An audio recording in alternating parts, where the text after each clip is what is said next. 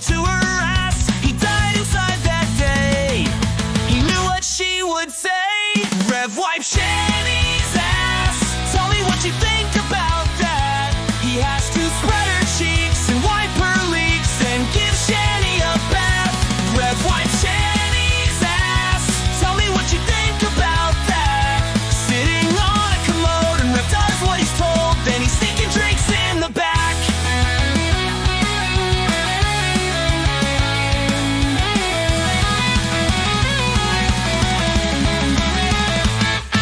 Decided it's time to fake a breakup.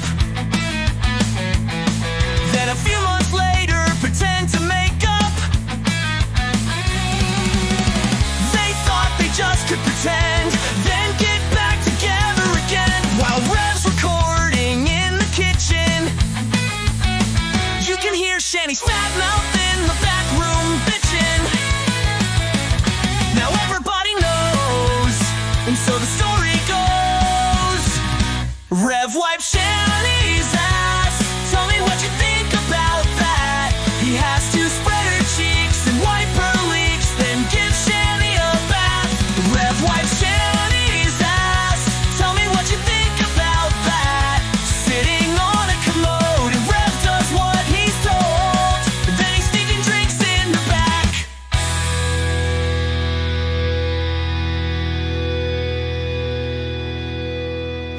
Will Rev ever get to eat?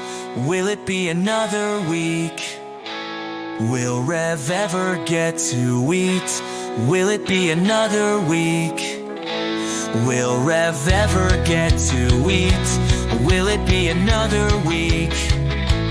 Will Rev ever get to eat?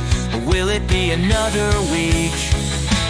Rev wipe Shanny's ass. Tell me what you think about that. He has to spread her cheeks and wipe her leaks, then give Shanny a bath. Rev wipe Shanny's ass. Tell me what you think about that. Sitting on a commode and Rev does what he's told. Then he's sneaking drinks in the back.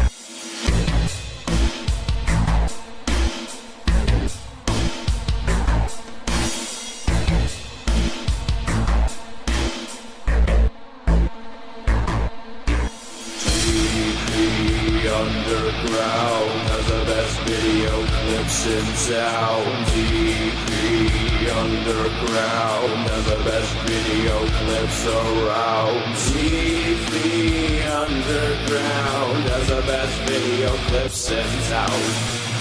TV Underground has the best video clips around. TV Underground has the best video clips in town. TV Underground has the best video clips around. TV Underground has the best video clips in town. TV Underground has the best video clips around.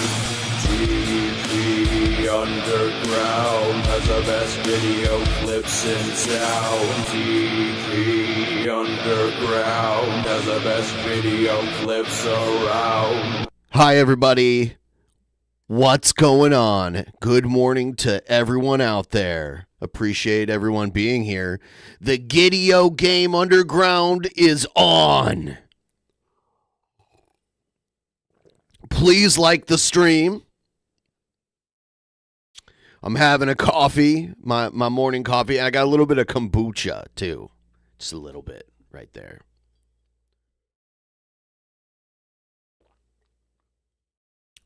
I had a really good night, to say the least, because I got an amazing care package in the mail. And I have to say, I am very pleased with the results.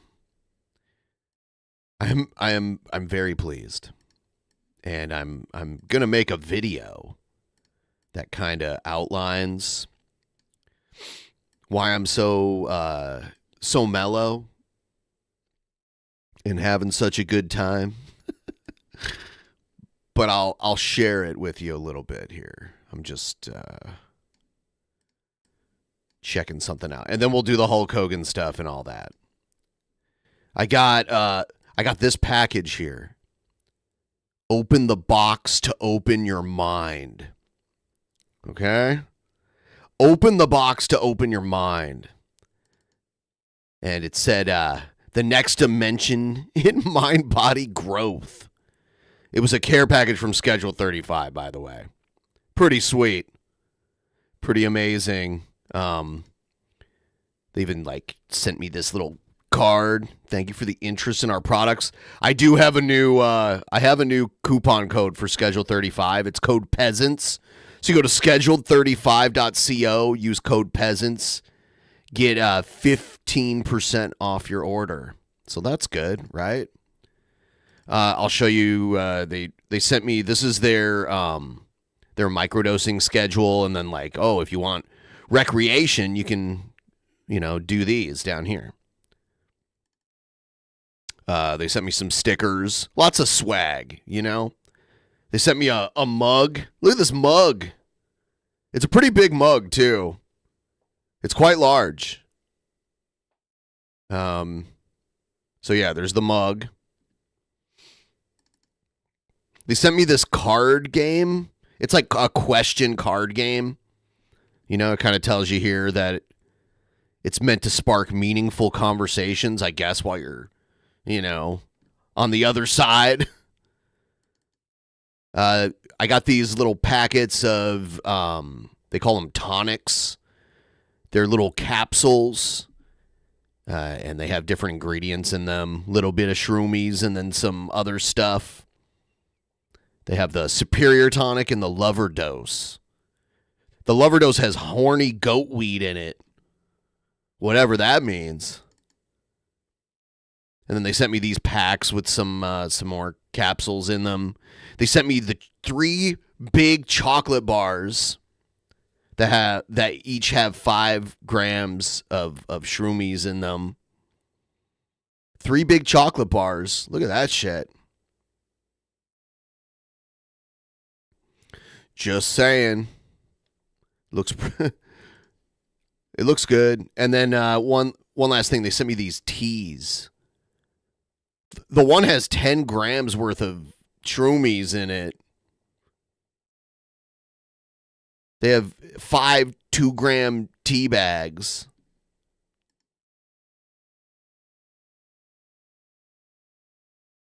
So, yeah, that's what was sent to me. It's pretty sweet. So, there's going to be a lot of promotion coming soon. Just wanted to share it with you. Okay. Now we will we'll check out the news. Here we go. He called me sir. It got me so fuming angry.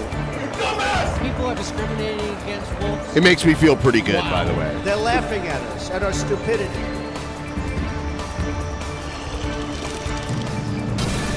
Let me tell you something, brother. And you better well learn to love it.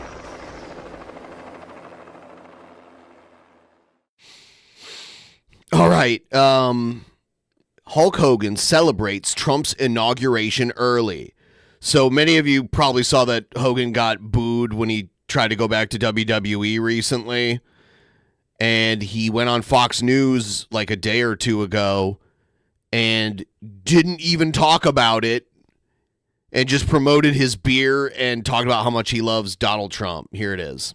WWE They bring him on camera and he's like swilling the beer, Hall of Famer Hogan. which is fine. I mean, I do that too. Hogan joins us now after he chugs the beer. How you doing, Hulk?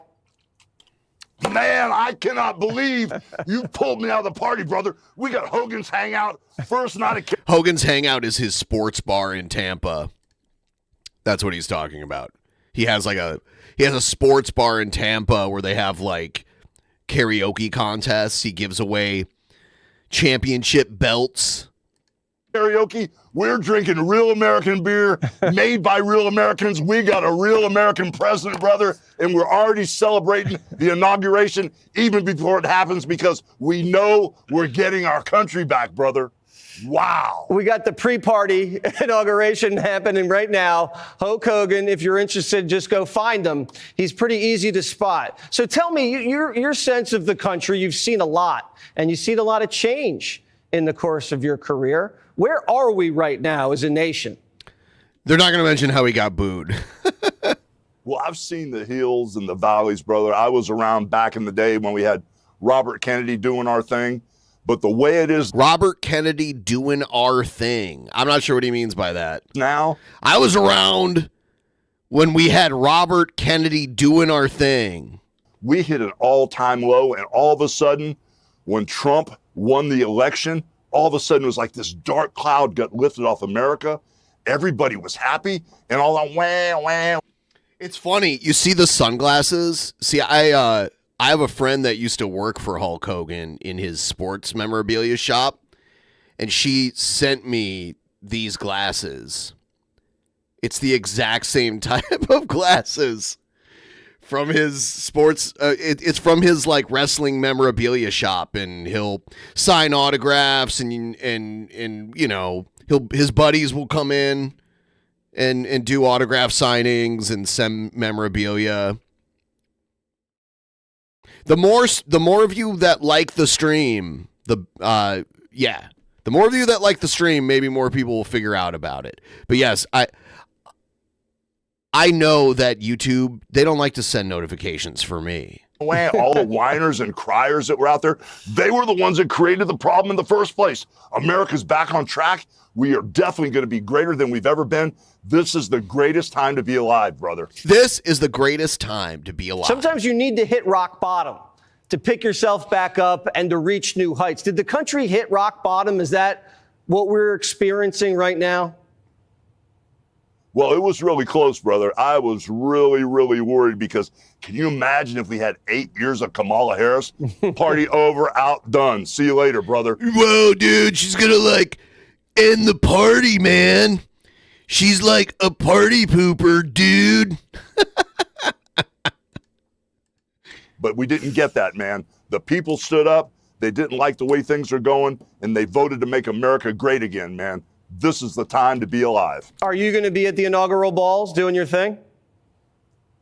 Well, you know, there's a little birdie that says I might just be there pulling a few shenanigans, brother. So you and Carrie Underwood, you got Snoop Dogg, Kid Rock. I mean, you talk about a comeback for Donald Trump. This is it. Brother, we've got main event karaoke going on right here. You should have thrown Carrie Underwood my way. I'm giving away championship belts, plenty of money tonight, and a bunch of real American beer, brother. All right. Well, the party is wherever Hulk is, and hopefully the next 4 years is a big party for America because we deserve a lot to celebrate. Any last words from Hulkamania? All I got to say, brother, is I got my Trump pump back on, and I'm going to be riding dirty. Yeah, This is the new Hulk Hogan. He took the dive into the Trump. He got on the Trump train, and this is where he has to stay now. I'd like to see here in Ohio today. Nothing new but hope. Paul is well up in the Northwest. Thanks for the show, brother.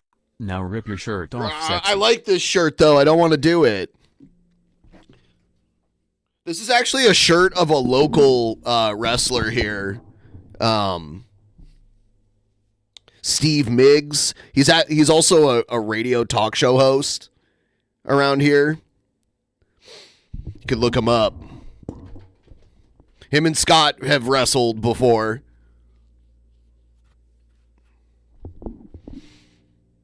All the way to that inauguration. I cannot wait for him to be sworn in, brother. It's a new day. It's a new country. And we're going to make America great again because we got a real American president, brother. That's for show. Get your Trump pump on, everybody. I saw that he was wearing a shirt that said the MAGA powers on it once. Hogan was. And That's ridiculous because that was his tag team with Randy Savage. So it's kind of offensive as a Randy Savage fan that he's using that name. Not really. I'm not actually offended. I just think it's lame. Great to see you, Hulk. We'll see you at the Mega ball. Powers. Click here. Don't flex, Jesse Waters. Don't flex. Flexing in a suit is pointless.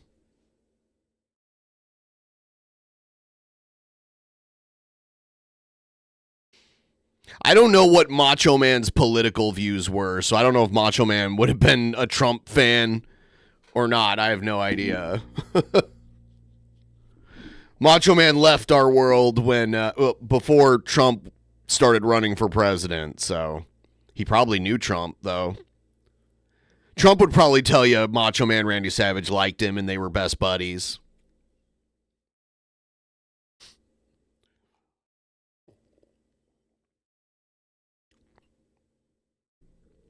Yes, I will be watching the next Saturday night's main event because him and Jesse Ventura will both be there. I doubt they'll interact. They might, and that would be ratings. Hogan should lean into the heat, honestly, and come back and basically be Hollywood Hogan again. That's what he should do, but I don't know if he would do that. I saw a taping of Saturday night's main event when I was 9 years old. It was pretty wild. Looking back at it, the card on it was just unbelievable. Like, people would pay so much money. Well, people would pay a lot of money to see it because a lot of the wrestlers are no longer alive, so that would make big money. But you know what I mean.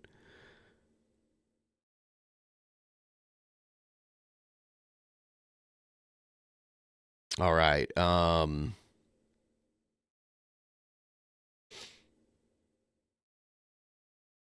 What else did I put in the fucking thing? Oh, yeah, I did put the Hegseth thing. President Trump's defense secretary pick, Pete Hegseth, lays out his mission for the next administration during his Senate confirmation hearing yesterday. I'm going to work with President Trump and this committee to, one, restore the warrior ethos to the Pentagon and throughout our fighting force. Unlike the current administration, politics should play no... I just think it's crazy that you can work for Fox News and defend Trump, and then he'll give you a job that you're not qualified for at all, just because you make him feel good about himself and defend him to a large audience. And that's what it is. That's what he did. He kissed the ring, and he's not qualified to be, just simply being in the military doesn't qualify you to be defense secretary. Part in military matters. We are not Republicans. We are not Democrats. We are American warriors. Our standards will be high, and they will be equal, not equitable. But Democrats wasted no time in attacking Hegseth. Watch. I have many concerns about your record, and particularly your public statements, because they are so hurtful to the men and women who are currently serving in the U.S. military, harmful to morale, harmful to good order and discipline. We'll have to change how you see women to do this job well, and I don't know if... Yeah, he did say that women, like, no women in combat roles at all. You are capable of that. Can you so casually cheat on a second wife and cheat on the mother of a child that had been born 2 months before, and you tell us you are completely cleared? Senator, how is that a complete clear? Stated, yes or no? Completely what are you afraid of? You can't answer this question. Yes or no, did you lead an audit? Do you not know this answer? Wow, she was grilling him. Oklahoma Senator Markwayne Mullin defending Hegseth by flipping the script on the other side of the aisle. Watch. How many senators have showed up? This guy's a clown. This is the guy, he tried to, like, start a fight, and Senator Bernie Sanders had to be like, "Sit down, you're a senator." Because he was, like, taking his tie off, trying to be a tough guy. "You are a senator." drunk to vote at night? Have any of you guys asked them to step down and resign from their job? And don't tell me you haven't seen it, because I know you have. And then how many senators do you know have got a divorce before cheating on their wives? Did you ask them to step down? No. But it's for show. It is so ridiculous that you guys hold I didn't know the Bieber haircut was back in style. yourself as this higher standard, and you forget you got a big plank in your eye. We've all made mistakes. Mark Wayne it was really spot on. Yeah, it was all for It took like 15 years for it to come back. show. It was a big show. And you know what? Unfortunately, that showed me yesterday. These hearings mean nothing. I mean, can you imagine that we actually saw all of this conversation and attacks about his marriage, about drinking, about this, and that? No questions on Ukraine. Right. No questions on the National Guard potentially needed at the open border. Jonathan, I mean, where was the substance in this hearing? On Fox, they have to refer to it as the open border. You're exactly right. And it just shows where the Democrats are coming from, the histrionics, and they really just embarrass themselves. But if you really look at this, one of the issues that they're fighting back on is this DEI stuff, which is really a pillar of the Democratic Party. You put abortion, DEI, identity politics, that's today's Democratic Party with a little anti-Trump sprinkled in there, and they're fighting against it. But you're exactly right in that they don't even recognize we have a major problem with the Defense Department. They can't recruit anymore, and they don't even seem to recognize that problem. And it's kind of interesting. They're so hard on Pete Hegseth, but did any of them say anything when Lloyd Austin went essentially AWOL for a few days, was in the hospital, and nobody knew about it? And did any one of these Democrats say a single thing about it? That's far more important than anything 20 years ago with Pete Hegseth. And, you know, he's going to bring back the recruiting, which is so low, and they need somebody like Pete Hegseth to do that. You know, I was thinking, how's he going to bring back the recruiting? The number of ships in China. What's his plan for that? Or he just says he is? And it has to come up, I kept thinking, because I know that right now the U.S. Navy has about 200 plus ships, and China is looking to acquire more than 450 ships. So I thought, okay, they have to ask him about the lack of readiness, right? Not even a question there. Right, not even a question. And not a question about... I like how she set him up for what he's going to talk about. Potentially what's going to happen with China and Taiwan, because that's brewing, and we know that, right? None of it. And to your point, I think Pete Hegseth is going to do great for the military in terms of attracting that new generation of young men and women that want to join, because he's going to be the face of it, and I think he is going to be the face of it, and I think it's going to be great. But to your point, not a question about China, not a question about Taiwan, not a question about the other threats that are building around the world. I thought it was really embarrassing, Adam. I mean, President Trump's foreign policy team will sit for their confirmation hearings later this morning. We've got Secretary of State pick Marco Rubio. You've got CIA Director nominee John Ratcliffe, among others. Attorney General nominee Pam Bondi will also sit for day one of a two-day hearing. So this will continue. Let's see if they continue to embarrass themselves and not even discuss or address the issues of the day and just try to sling mud. Well, the good news is Senator Marco Rubio is one of these guys. If anyone's able to pair their criticisms, certainly he will know how to do that. Hegseth is obviously coming from outside the Beltway. I was very impressed the way Hegseth handled himself yesterday. He's so impressive. He was far more professional. I like getting the different perspectives on these. So this is the Fox business, but it's still Fox.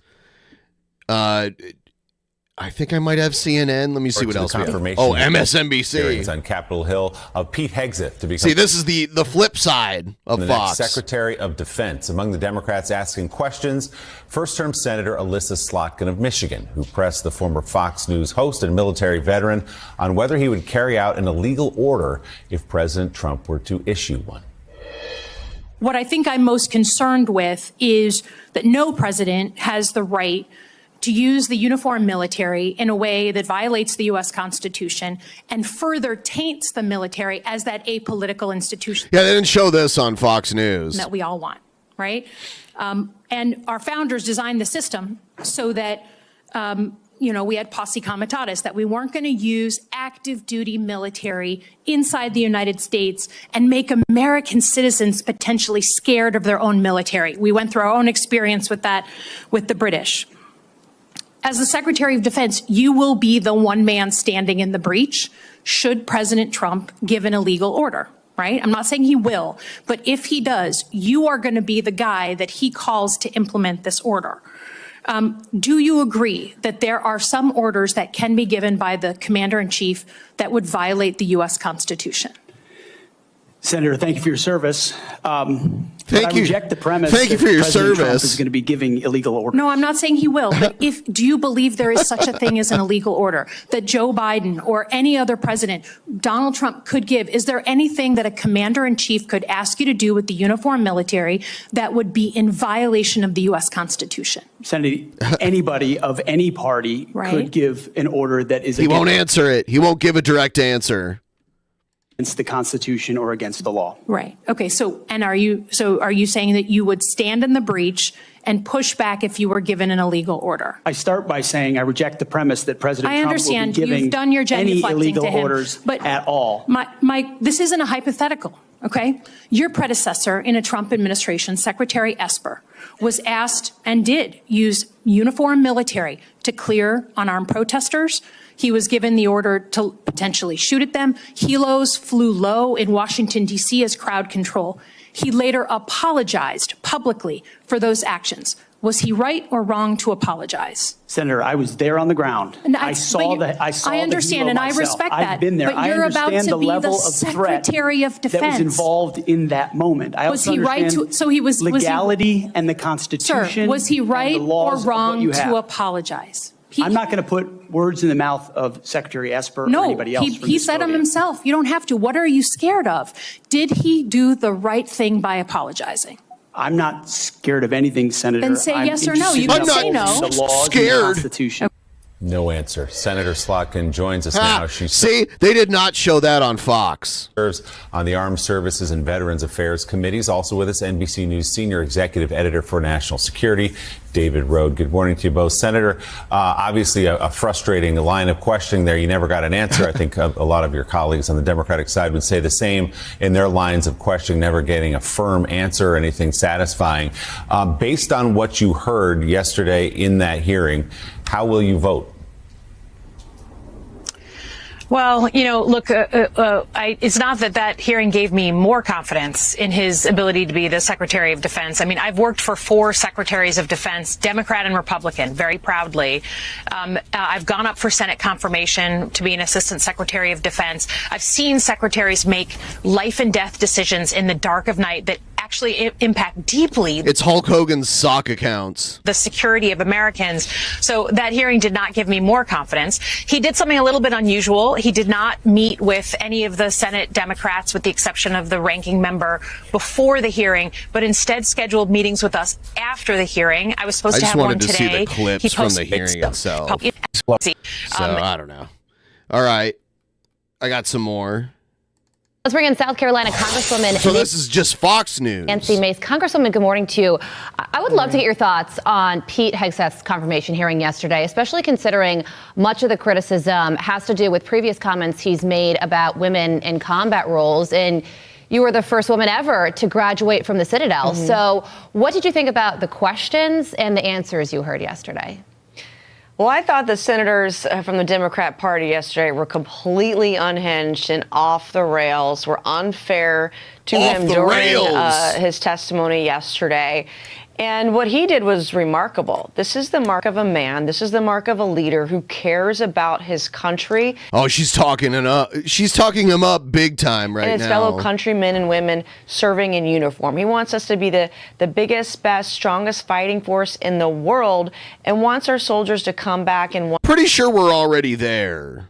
A lot would have to change to make that not the case.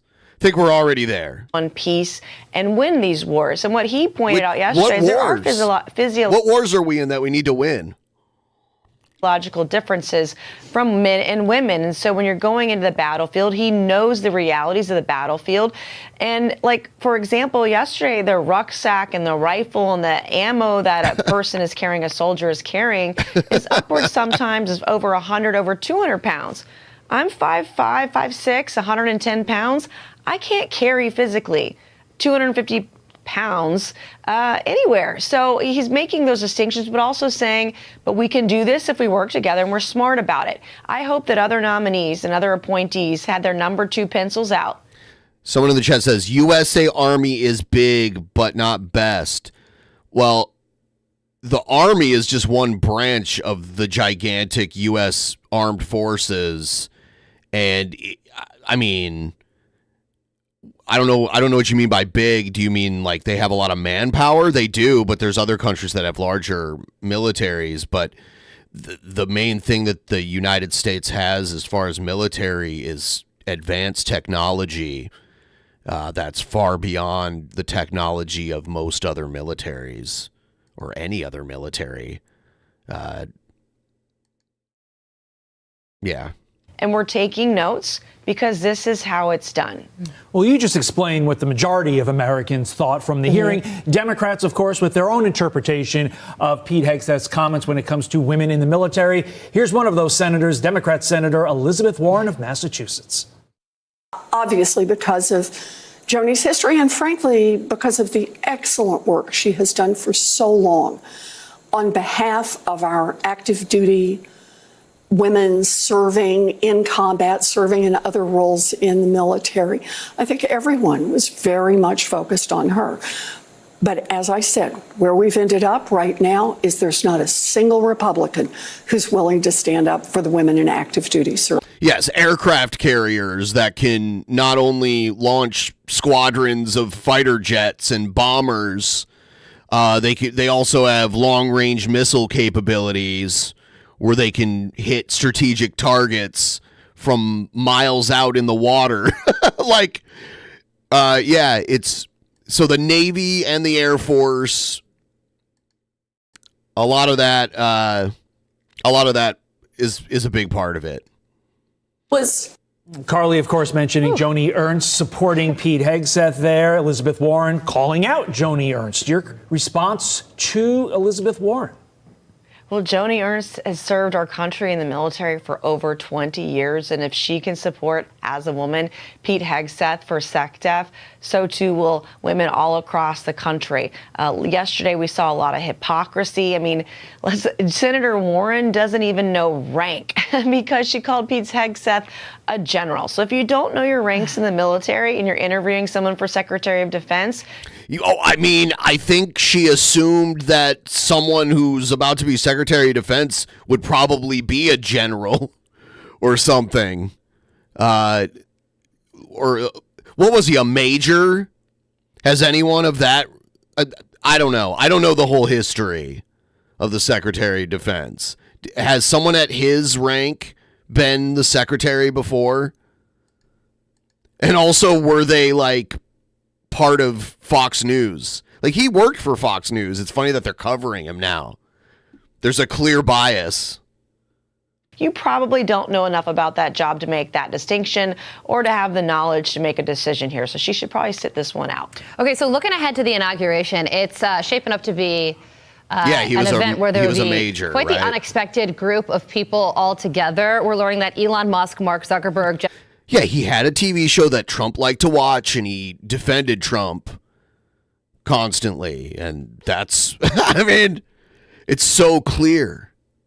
Jeff Bezos will be sitting together on the platform alongside cabinet members and lawmakers. And not only that, there's going to be union representation there as well. The Teamsters president, fighter union president will attend. This is certainly not something we saw in 2016. And I think it proves that Republicans have a unique opportunity. Yeah, she's the new Fox blonde. Because Sean Hannity's marrying one of them, so eventually she'll just quit. Because she got to be Sean Hannity's trad wife. So this is the new one. Opportunity here to bring people together and get things done. So how will you capitalize on that?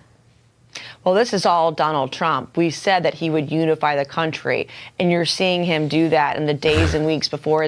How he's so divisive. How can he unify the country?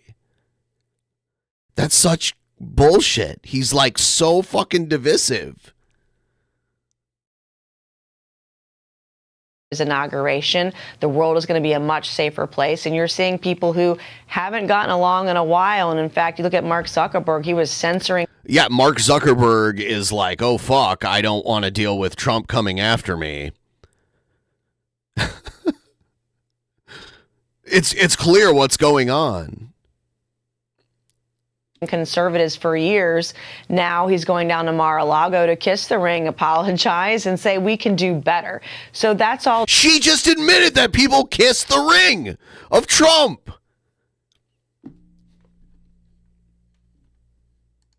That's a term that I use when I talk about how people behave around Trump.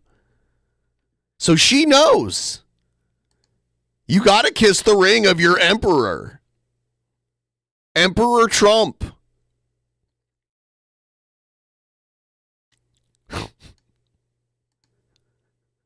Donald Trump, and it's going to be better for the country, better for everyday hardworking Americans, and we have absolutely no time to waste. We need to get his executive orders done on day one, and as Congress, both the House and the Senate, we got to roll up our sleeves, and we have to get to work, and we better deliver on Donald Trump's America First agenda sooner rather than later. Imagine that combo 4 years ago. Would be unheard of. Congresswoman Nancy Mace, we appreciate your time as always. Thank you, Congresswoman. Thank you. I'm Steve. Fucking.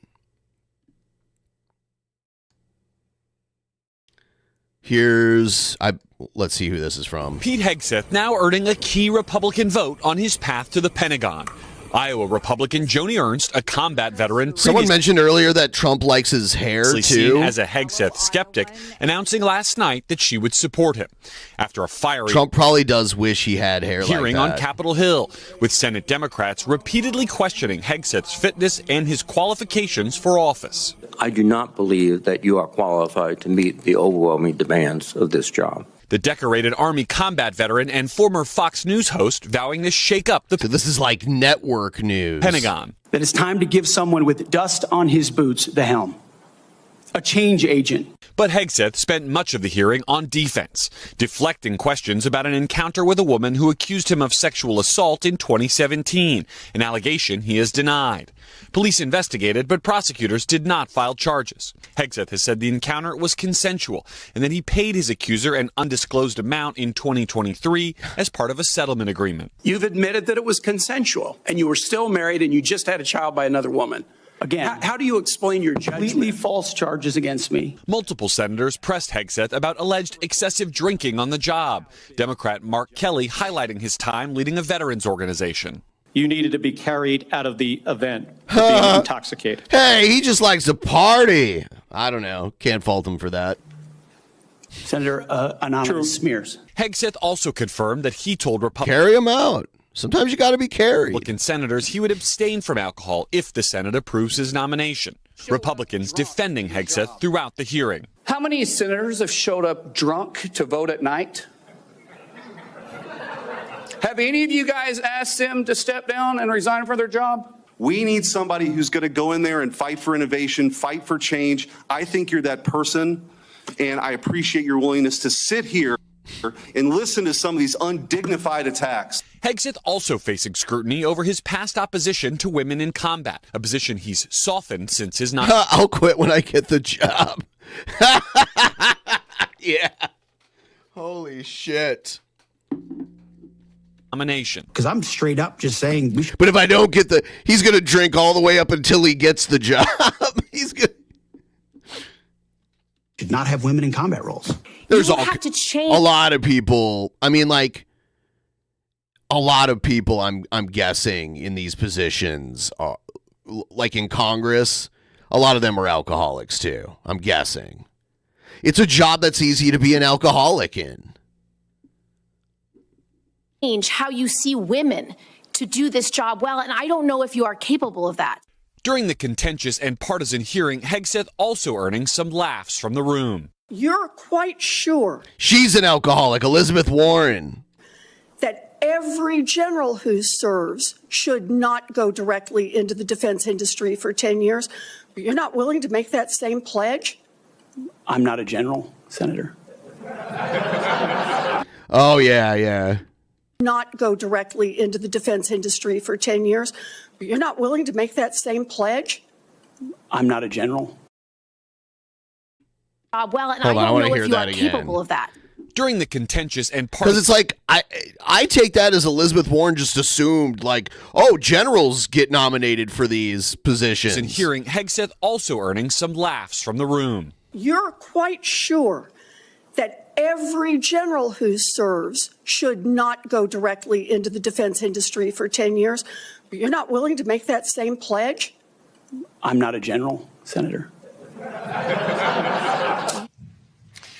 And there are 3 major hearings scheduled today for officials Donald Trump hopes to have confirmed by day one. His Secretary of State pick, former Florida Senator Marco Rubio, should get a warm welcome on his return to the Senate. The potential CIA chief, John Ratcliffe's hearing will be split into 2 parts, one open, one classified. And in this room, all eyes on Pam Bondi, the former Florida AG Donald Trump has tapped to lead the Department of Justice. That hearing, that job so critical that the hearing will be split across 2 days. Savannah? All right. Yeah. Saying that, I'm not a general. Yeah. Garrett Hake leading us off. Hey, thanks for watching. He got Don't in at miss Fox today- News. He didn't have time. Who has time to become a general when you can be a Fox News host? Show every weekday at 11 a.m. Eastern, 8 Pacific on our streaming channel, Today All Day. To watch, head to today.com/allday or click the link right here. Shit. Sorry, I let Al Roker play while I was pulling up this next video. Here's What more. became very evident to us from the beginning, there was a coordinated smear campaign orchestrated in the media against us. All they were out to do, Mr. Chairman, was to destroy me.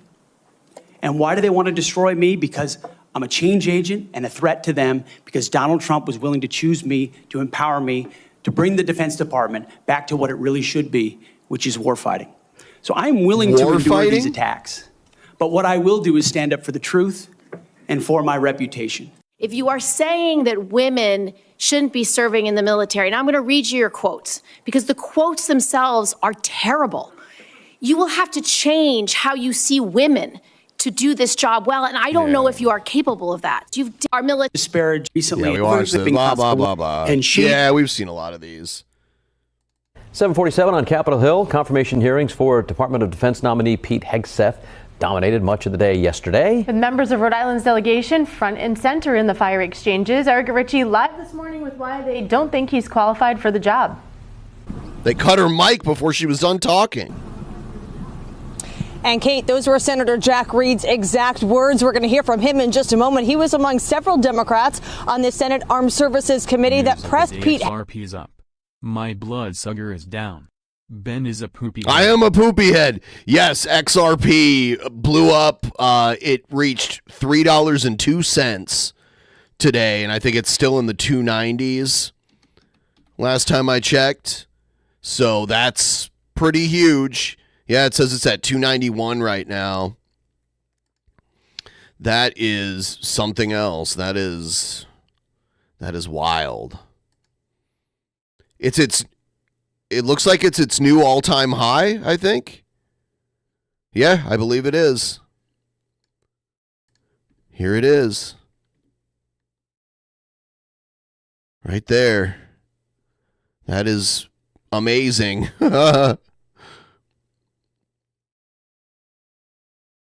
This doesn't even have it. It does, because it was $3.02, I think, at its top value. It's gone up. Let me see. In the last year, it's gone up 400%.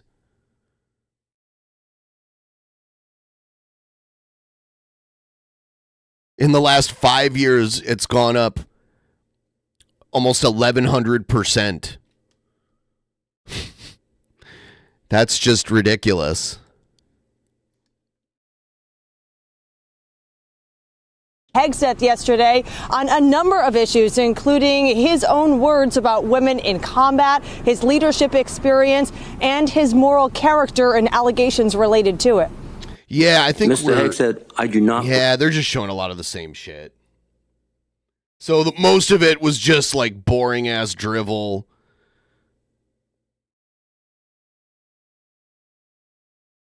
Let's see. Oh, God. We'll do this. President Joe Biden will give a primetime farewell speech tonight, live from the Oval Office. Joining us now with the significance of the speech, particularly for President Biden, is North Central College. Yeah. The important part is is he going to be able to get through it? Professor Stephen Caliendo, political science professor, I might add. So this morning, Professor, Biden released a portion of the speech saying, and I quote here, "It has been the privilege of my life to serve this nation for over 50 years. This speech will very much be focused on his legacy." What topics do you anticipate he'll discuss? Thanks, Natalie. It's nice to see you, too. Look, I think anytime a president is outgoing and gives one of these farewell addresses, it always has a somewhat of a defensive tone about their legacy. And I think legacy as president specific. Hairy legs, ice cream, corn pop, rusty razor blade fights. And it has to be chocolate chip ice cream. He doesn't like any. People say, oh, he likes ice cream a lot. He only likes chocolate chip ice cream. That's the only kind I've ever heard him say that he likes. He doesn't like a variety of ice cream.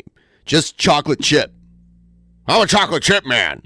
Someone tried to give him cherry ice cream one time. He was like, no, I'm a chocolate chip man. And I'm like, oh, whoa. I think that's going to be that's all the more the case when they've lost an election, which is what we're. I like chocolate chip and mint chocolate chip and all sorts of. I like different ice cream flavors. My taste will change over time. The situation that we have now. But as you just mentioned, had Joe Biden not become president, he still would have been an icon in not only Democratic politics, but American politics, because he served for so long in various capacities. And so I'm interested to learn. There's like even Ben and Jerry's, they make Cherry Garcia ice cream, and that's like a cherry ice cream. And there's like a chocolate version too. Tonight, what the balance is going to be in his remarks, the 4 years that he was president, compared to the 50 so years that he served in other capacities. Great point on that. And Vice President Kamala Harris left her supporters with the word fight. She used it several times in her concession speech.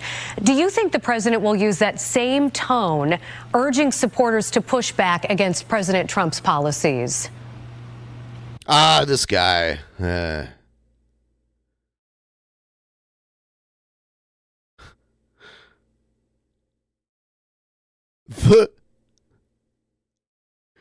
The whole thing where there was like a school shooting, and I wish I had recorded it because I can't find a clip of it where it has the headline at the bottom.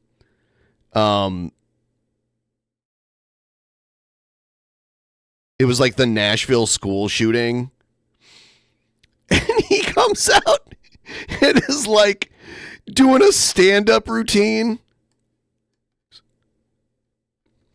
right here. See, when I watched this, it had the headline on the bottom that's like Biden speaks about Nashville school shooting. And I'm watching it, and he comes out and does this. My name is Joe Biden. I'm Dr. Joe Biden's husband. And I ate Jenny's ice cream, chocolate chip. Ice cream, chocolate chip. I came down because I heard there was chocolate chip ice cream. What the? By the way, I have a whole refrigerator full upstairs. You think I'm kidding? I'm not. God. Ben, how are you, pal? One of the best guys in the United States Congress, Ben Cardin.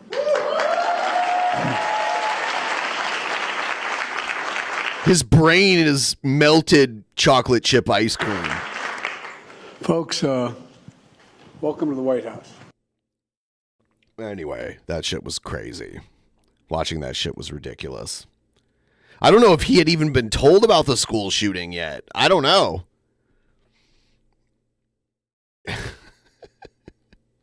Or he forgot about it.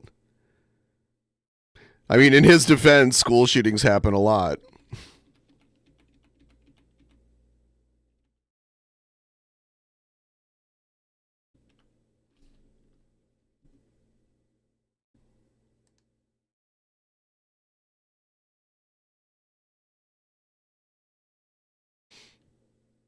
This was long before they said it was okay to say so. I knew he wasn't all there, like, because I remember Joe Biden 20, 30 years ago. He's definitely different now. Even in the when he debated Trump in 2020, he was sharper, way sharper than he was when he debated Trump, last year. You can watch both of them and see a noticeable difference in the way he's behaving. And then look at 2020 and then go look when he debated Sarah Palin, There's a huge difference there. There was definitely... Yes, Ben is the best person in the United States. Ben Pie Mania. It's running wild, brother! USA! USA!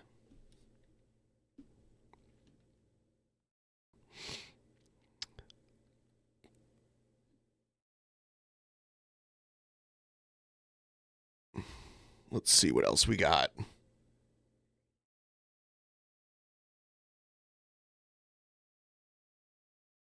Oh, shit. So I think Rev is eating food now to dispel the notion that Shani starves him. So he did a mukbang video recently that we will all watch together right now.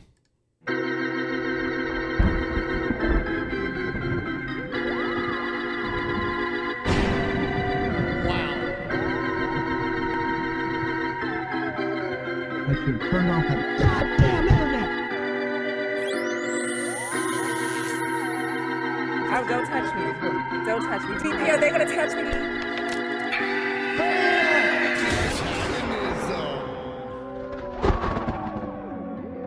I guess I should have done the Shani intro. She's not in this, though. I don't think so, anyway. She's probably laying in the other room.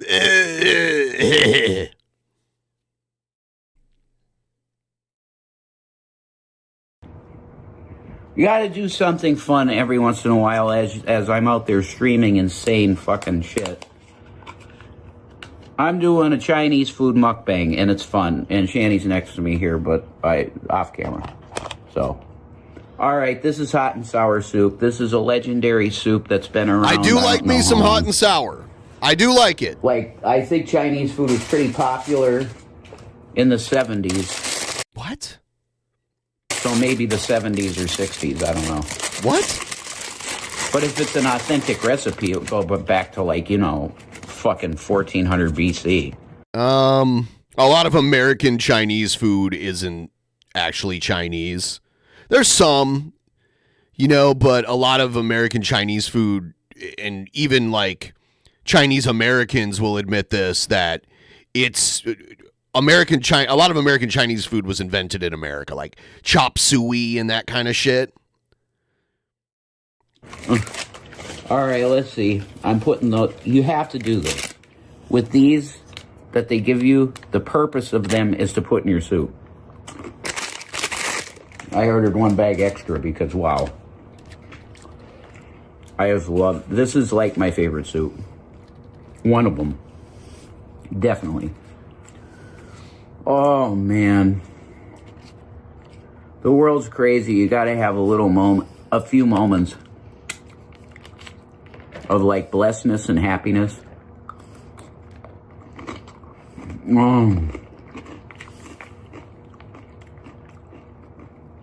I haven't had this in forever. Quite a long time, actually. There's different opinions on who invented chop suey. But it's all a lot of people say it was Chinese American cooks working on the Transcontinental Railroad in the 19th century. And some say it came from San Francisco, which is also very believable because huge Chinese population in San Francisco. There's a few different theories if you go to the Wikipedia page. Oh my God.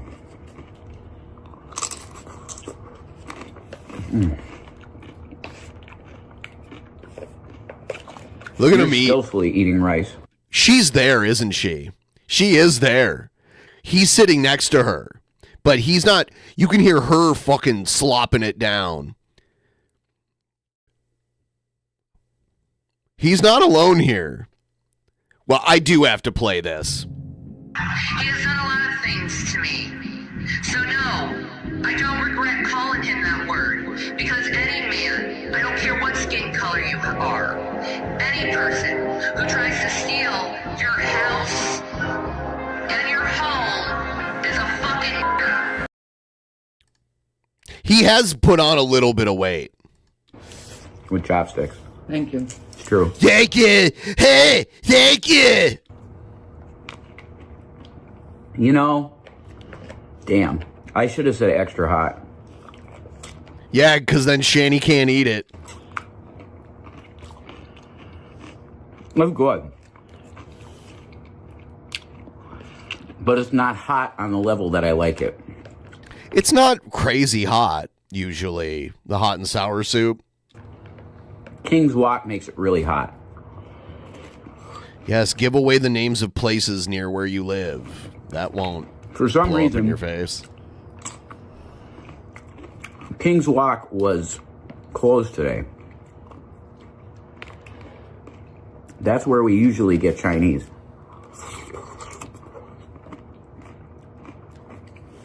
This is from Hot Walk. Hot Walk. Hot Walk. I guess it's in Scranton, I guess, or Dunmore.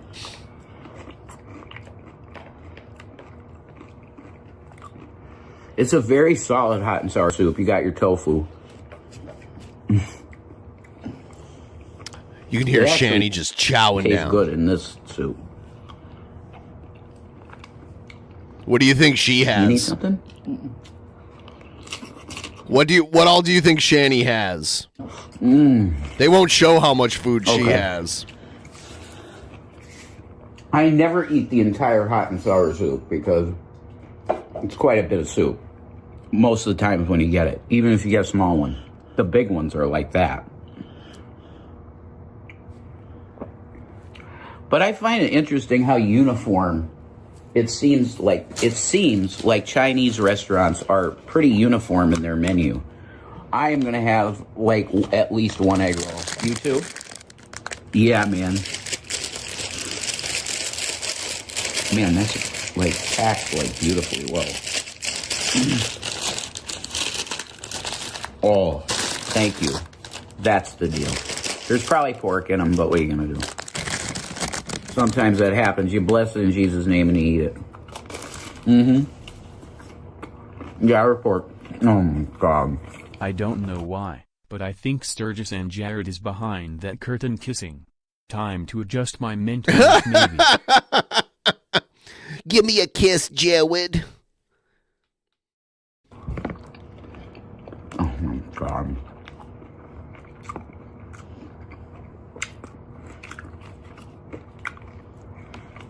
And if you get, oh my God. Oh my God. I have some spring rolls that I bought the other day. I should make those. If they soon. offer it, always get a duck sauce on the side. Oh my God. Is she fattening Rev up to eat him eventually now? Oh my God. I'm sorry.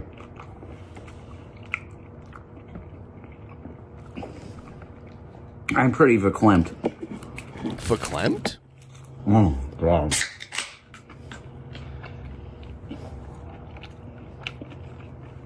You gotta tell me when you try that. Is it better than King's Walk?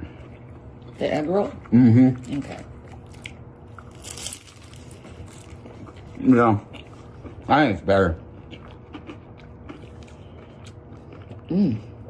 Really good, isn't it? Oh, man.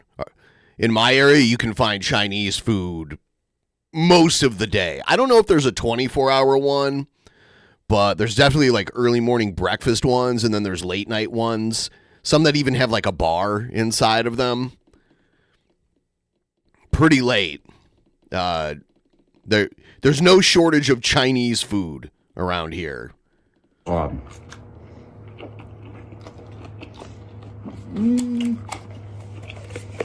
Is this Panda? No, he said it wasn't Panda Express. Yeah, less oil. More crispy, less oil. I like that feeling of the grease just blah. He likes that feeling of the grease just blah. It is delicious, sir. Yeah, I think it's real good. What are these? These are shrimp toast. Most people do not get these. Oh, fuck, man.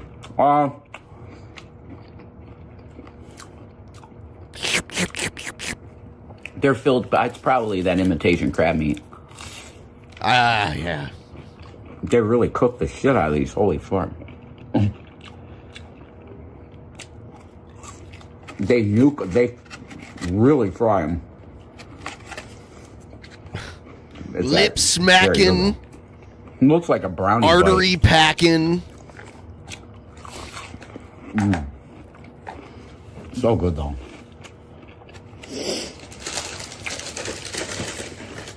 This tastes like a really good crab cake. Yeah, like in my general area, there's countless Chinese places of all the different, there's a lot of different types of Chinese food. And then there's also like all the hot pots and that kind of shit. And then, tons of Korean food, lots of Japanese food, lots of Thai food. Pretty much most types of Asian food you can find. It's ridiculous. So if you're tired of Asian food, this is like the worst place for you to be. They do, obviously there's other stuff, but. If I were to compare it to anything. But it's literally like a seafood-filled piece of toast. Man, the Ozempic's making me full. The Ozempic's making me full. She's mad about that. I know. Oh, well. Beardshire, are you saying Asians are oily? This chick barely eats anymore. It's true. I'm the one mostly eating. Always. And watermelon and Or, Beardshire, are you saying there's oil all over the streets because Asians are bad drivers and all their car accidents is causing oil leaks all over the streets? Wow. Because like I told you, watermelon binge eats the hard food. Can't believe you would say And that. Gavin binge eats the soft food. He does. He loves that. Okay, break on that, definitely. We're about to get the knock on the door. Oh, really? Mm-hmm. Dessert. Mm-hmm.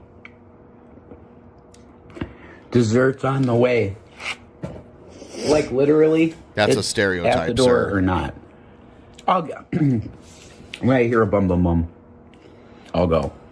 Okay, I gotta try these. I don't have any friggin' chopsticks. There's something wrong with that. So I'm gonna get a pair of chopsticks. I must. God, this is phenomenal. She's gonna roast him. Oh? She's gonna roast him alive. Ditto. Yeah, you too, I know. You'll probably have it longer than 3 days. Oh.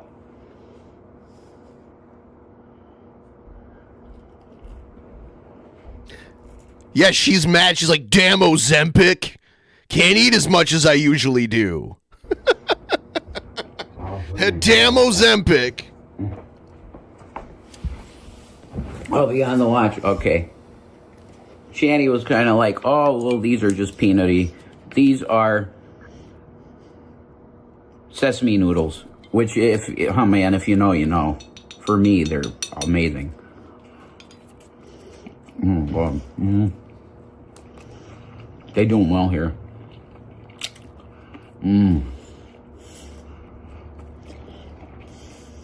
That's what I like. I wish it was.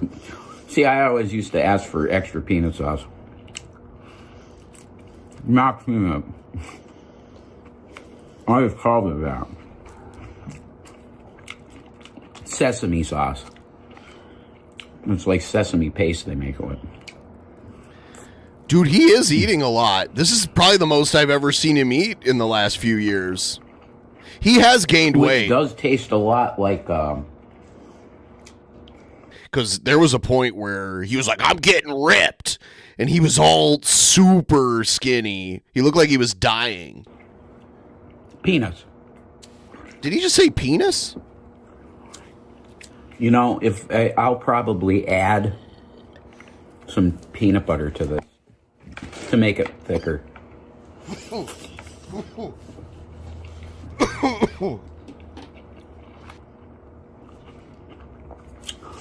It's kind of thick in places, but it's like, I want to be literally like, glah, glah. Because that's when it tastes best.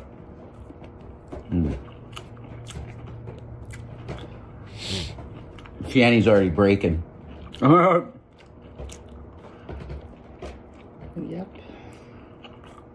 Yeah. We Nothing desperately worse than want getting a Medicare subbed expensive as fuck drug and then complaining about it working as designed. Right. Life is hard. Yeah. What's the healthcare like in your country? Do you just get it included with your taxes and that kind of shit? Or do you have to deal with the insurance bullshit that most people have to deal with? I'm not sure what it's like there. But,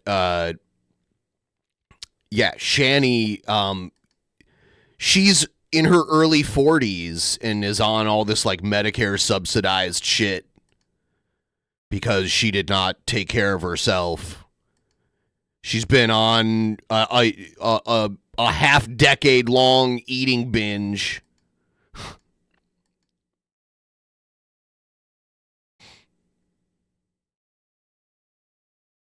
Oh, yeah, I believe, Ozempic will eventually be cheaper because they're starting to come up with new reasons to give it to people other than diabetes and that kind of shit. They just approved it to treat sleep apnea, which is crazy.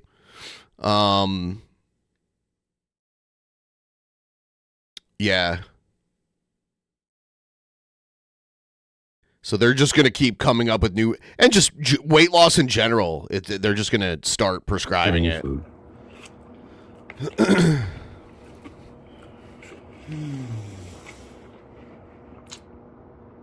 I heard a car. No. I thought I did. $10 a month with insurance is awesome. That's not bad at all. Yeah. No one knows what the side effects are. It's going to take like a decade of people using it regularly. You know, like 100,000 people using it regularly for like a decade. Then we'll know if there's an issue with it. But what's worse, like obesity, like what's harder? Well, I guess we would have to determine that. Like what's harder on your body, the obesity or the side effects of Ozempic? There's other drugs that are kind of like Ozempic, but not exactly. That are like slightly different that do kind of the same thing. There's Hims. Do you guys know what Hims is?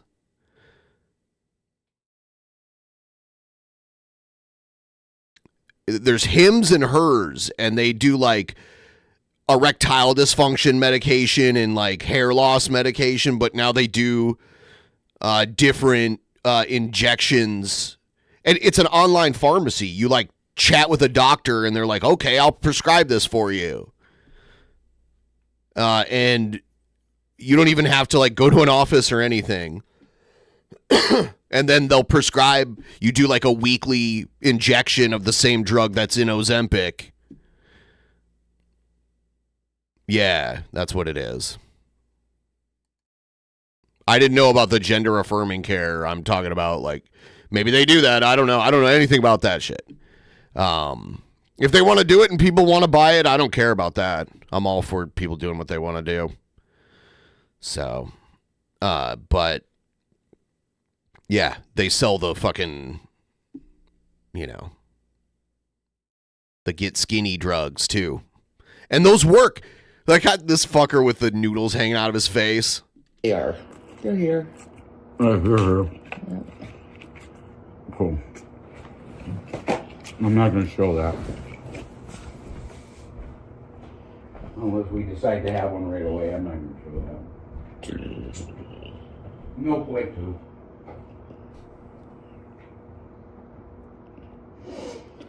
He'll be out here yet.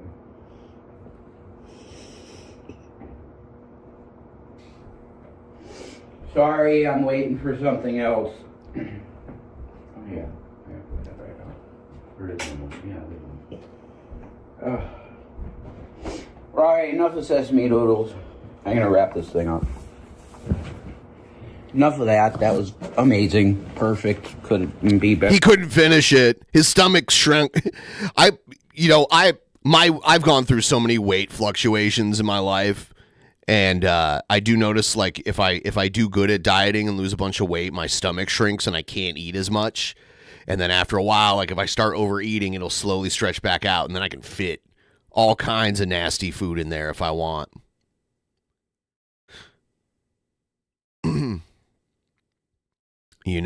So he's probably still has, like, a smaller stomach capacity at this time. He'll work it out, though, if she keeps buying him those sweet noodles. Better than anything I could want else. That's awesome. He's not without Shani. He's with Shani. He's back with... They never broke up. They pretended to break up. And then it... Like, everybody saw it coming. A little more peanut flavor, and that's perfect in my book. Okay. This is the entree I got, and this is the last thing. I never had this before, but I've heard it's good. Honey chicken. Oh, yeah, Honey that looks chicken, good. and it I would looks eat like it. They do fried pieces. Healthcare It's is not. free in Denmark. You pay for the drugs yourself. If you use more than $700 per year, you end up with a 75% reduction on the medication cost paid by the government after the $700. Socialism has its benefits. Oh, yeah, I know. There was, especially when I was younger, I really wanted to see if I could find a way to move to Europe, any part of the EU. Well, not any part. Like, Italy's cool to visit, but I probably wouldn't want to live there. So, yeah, there are some EU countries I probably wouldn't want to live in. Like, I wouldn't want to live in Poland or anything like that. But, like, northeastern Europe, like a lot of those areas over there, always looked good to me. Like I loved the Netherlands and I loved Belgium. I liked those places a lot, and Germany's really nice.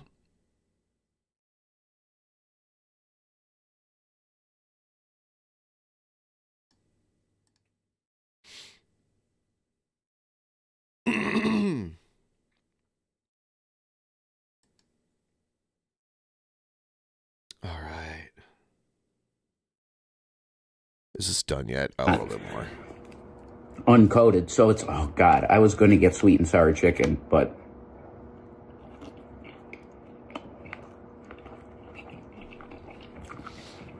I liked France too. I don't know if I could live in France, but I liked visiting France a lot. I've been to Switzerland. That's a really nice country. That's not in the EU, but it's like surrounded by the EU. And I've been to Austria. That was a really nice place.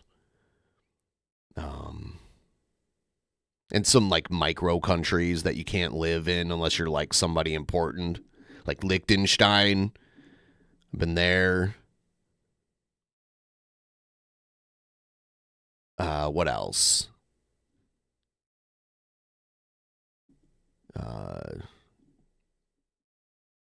Monaco.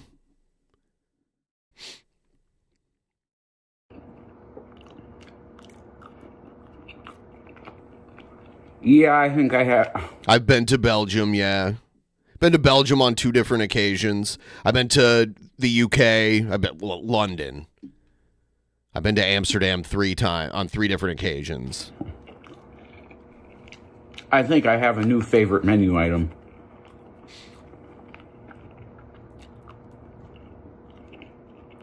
Yeah, I do. I liked Austria, but I wasn't. I was only there for a short time, and I was in a beautiful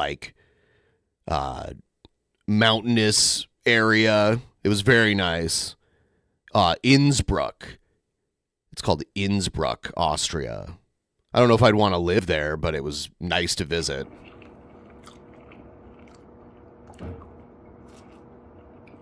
Oh my God, I can't. I'm sure this. I mean, I like this kind of food, so I just wanted to go to Europe, so I went to Europe.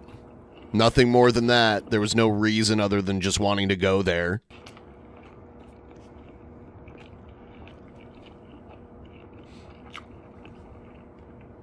There's nothing I could compare this to.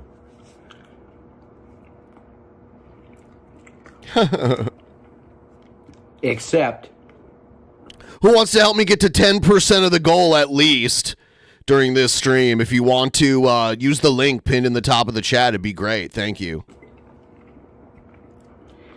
if you were to take a bunch of sweet and sour chickens that you get in the container, the wet. I've also been to Canada like countless times. Not countless, but I don't know, like 30 times. Because I grew up near the Canadian border, and I've been to Mexico, different parts of the west coast of Mexico, and I've lived in 3 different states, but I've visited probably like 30, 40 of them. I'd have to sit down and count. Oh, man, I know plenty of Americans that like hardly ever leave their state that they that they live in, especially if they live in the middle of a state. The white container like this. Sweet and sour chicken like that. That, you know, you have to dip it in sauce. Oh, that's Is it? They're there now? God.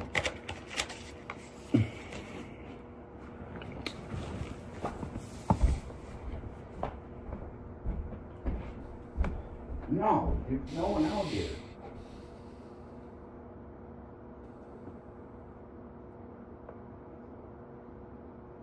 I'm right around the corner. I'm gonna stop this video. Okay, I keep leaving. That damn Ozempic. So, yeah. Stopping Shani from eating. It's like, why do you wanted to think do you're a video taking that it? was way less heavy than all the other shit, because every once in a while you need that. So I gave you a Chinese mukbang, bro. I hope you enjoyed it. I'll see you next time. The U.S. is so big that sometimes if you travel far enough away from what you're used to, it does kind of seem like you're in another country, but it's not. It doesn't count. I know you're joking, but I'm just saying, like, I mean, like going to Hawaii I've never been there, but I'm guessing that kind of feels foreign in many ways because it's out in the middle of the ocean, and the demographics of it are a lot different than most of the U.S. You know, like most people that live in Hawaii are Asian. So if someone lives in a part of the U.S. where there's not very many Asian people, that would seem very different. And it's just like the weather is different than most of the U.S. and the way it just looks. And then Alaska probably feels foreign too.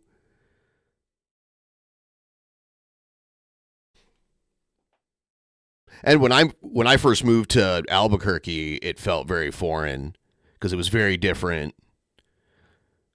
Just multiple things about it. You know, like where I grew up, it rained a lot and got humid during the summer, and you know there was huge lakes everywhere. And you know, Albuquerque very dry. We didn't have any mountains either where I grew up. So in Albuquerque, there were like mountains everywhere. And then, like, most people were Hispanic, and a lot of them could speak Spanish. There was a ton of native people. We didn't have a lot of those where I grew up either. Very different.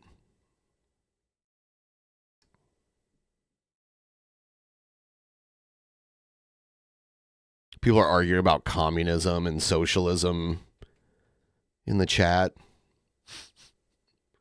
It's like the worst place to debate politics, seriously.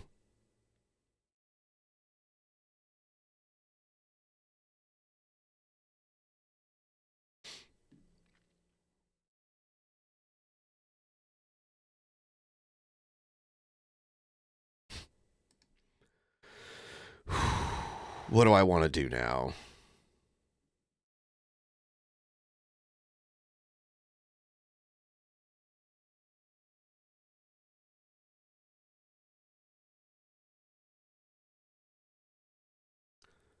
Sorry, I'm just like Jared's diet video.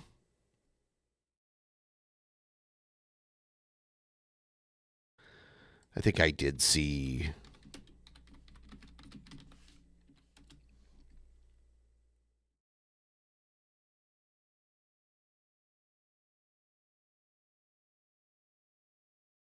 Oh my God. It's funny because Jared is still like pretending that he's not moving and that he's just moving rooms soon, but he can't tell us why he hasn't already moved into it. And people are like, "Oh, why'd you take your posters down?" He's like, "Oh, I'm just gonna move to a new room and I'll put them back up, bro."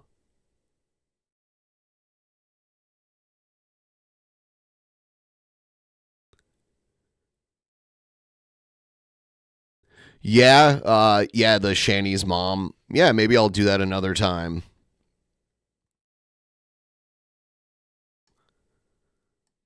Oh my God. Yeah, this is not a workout video. Let's check it out. What's going on, everybody? It's Jared Genesis here. So, it's been a while since I did this. Holy shit. Let's turn the camera down. Yes, we're doing what's in my bowl. Or in this example, what's in my plate. And I'll tell you guys something, man. I wonder if he had to take all the shit off of his walls, he probably also had to clean all the garbage off of his floor, right? Because they're showing people the rooms and everything. Which is crazy when you really think about it. Like, a room that's a disaster in a house that they're trying to sell. Do they make Jared leave the house when people come to look at it? Because he'd have to, like, put clothes on and, I don't know, not stink. I eat really ugly looking food. There's still trash all over the floor behind him. Look back there. Which I know some of you may say is fitting because I'm an ugly bastard. And you wouldn't be entirely wrong there. But, what do we have today, bro? Listen to me, guys. I'm telling you, this is all I eat. You can believe whatever you want, but I eat the healthiest food on earth every day. You know. I don't believe it. I don't even know what's on that plate right there. But I don't believe it because he says he's working out constantly. So if all the food he ate was quote unquote healthy food, which what most people would consider healthy food, he'd not look the way he does. So either he eats all kinds of unhealthy shit and is just lying, or what he thinks is healthy isn't actually healthy food. Oh, I do consume fairly large amounts of sugar, but that's because it helps me with my bodybuilding. It spikes your insulin and gives you a really great fucking pump. A great pump. He always says that. Yeah, if you do this, man, you're going to get a great pump. So he means like when you're lifting. And it gives you energy, but I've got a sweet backyard gym, bro. What's going to happen? What if they move to a new place with no yard? What's his excuse going to be then? Speaking of energy, though, let me tell you guys what I got here, bro. What is I know it? This looks absolutely disgusting. It looks because gross. of the beet juice, bro. I'm telling you guys, I eat crazy healthy, bro. And that's what is it? Beet juice on its own, fine. What else is in it though? It's beets, with noodles and fucking salmon and spinach. So, bottoms up. The noodles, I mean... Oh, yeah. Oh, and I have fucking... It is a weird combination. I normally don't go this crazy, but I just want... Yeah, and also, how much of it are you eating overall? Because I guess that meal in of itself isn't bad, but what's... like, how many servings of it are you eating? To show you guys what I do sometimes, I put flaxseed... like, noodles aren't necessarily bad for you, but if you eat... Oh, you want to see the plate? Okay, hold on.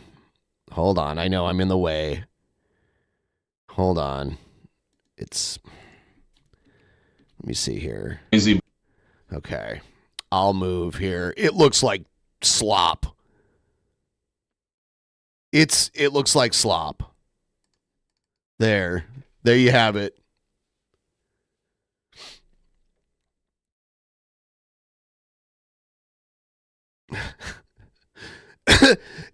If you're gonna show food, make it look pretty. I don't know. It's funny. I wonder if Jared eats all of his meals off of paper plates. Because it kind of looks like a paper. Maybe it isn't a paper plate. But I just wanted to show you guys what I do sometimes. I put flaxseed. Flaxseed. What do you call it? It's like shredded up flaxseed, which is great for omega-3. Omega-3. It's just he's a nutritionist. It's an all-around kick-ass fucking food. Jared the nutritionist. Also, I have spinach and onion. I don't think I mentioned that. So, bon appetit. I bet he eats other things. Just like he says he works out all the time where he clearly doesn't.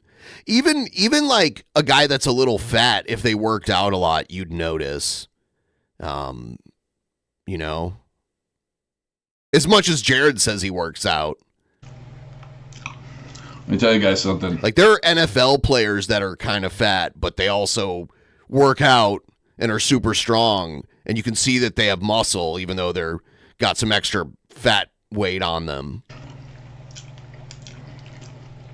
I know this may look gross, but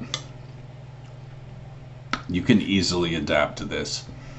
If you're a bodybuilder, he doesn't need to mix all this shit thing together. about bodybuilding is this: your body starts to crave weird things when you really start going heavy. Like, for example, I crave raw carrots. That's what she said. Okay. I knew that was going to come out perverted, but fuck, I had to tell you that anyway. You're just a factory of things coming out perverted. Because raw carrots, bro, they're just so goddamn healthy. Raw food in general is incredibly, incredibly healthy. And so your body craves that, dude. And it's also full of enzymes, which I remember watching. There are some things you can't eat raw, but I see what you're saying, I guess. Ninja on YouTube one time talking about how ninjas would eat raw food because of the enzymes would increase their body's chi. He's stuck. Jared is stuck in the 1990s ninja explosion, where ninjas were the most popular thing that especially young boys were really into.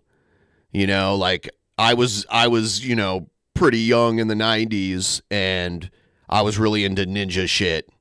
Ninja Turtles and anything ninja adjacent. Any shitty action movie about ninjas. I used to love American Ninja, that kind of shit.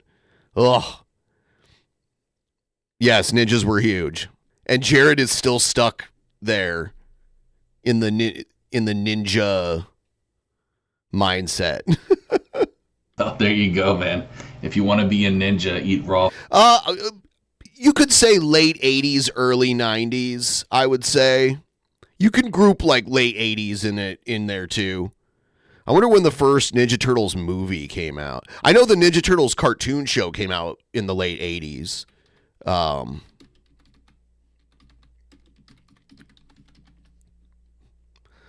Let's see, what year was it? 1987. So that's when it first started to pick up for sure. And then, let's see, they did, so the first movie was in 1990. And then they started doing, like, they did the fucking music tour. Like, who the fuck wants to see Ninja Turtles do a concert and act like they're a band? Even when I was a kid, I was like, why do I want to see that? I'd rather see, like, a play where they do, like, martial arts and, like, fight Shredder and shit on stage than I'd see, like, them acting like they're rock stars. But that was a big thing. That was a thing. Fucking food. But yeah, dude. I mean, I saw the American Gladiators live. It wasn't a televised one. They did like a tour, an untelevised tour.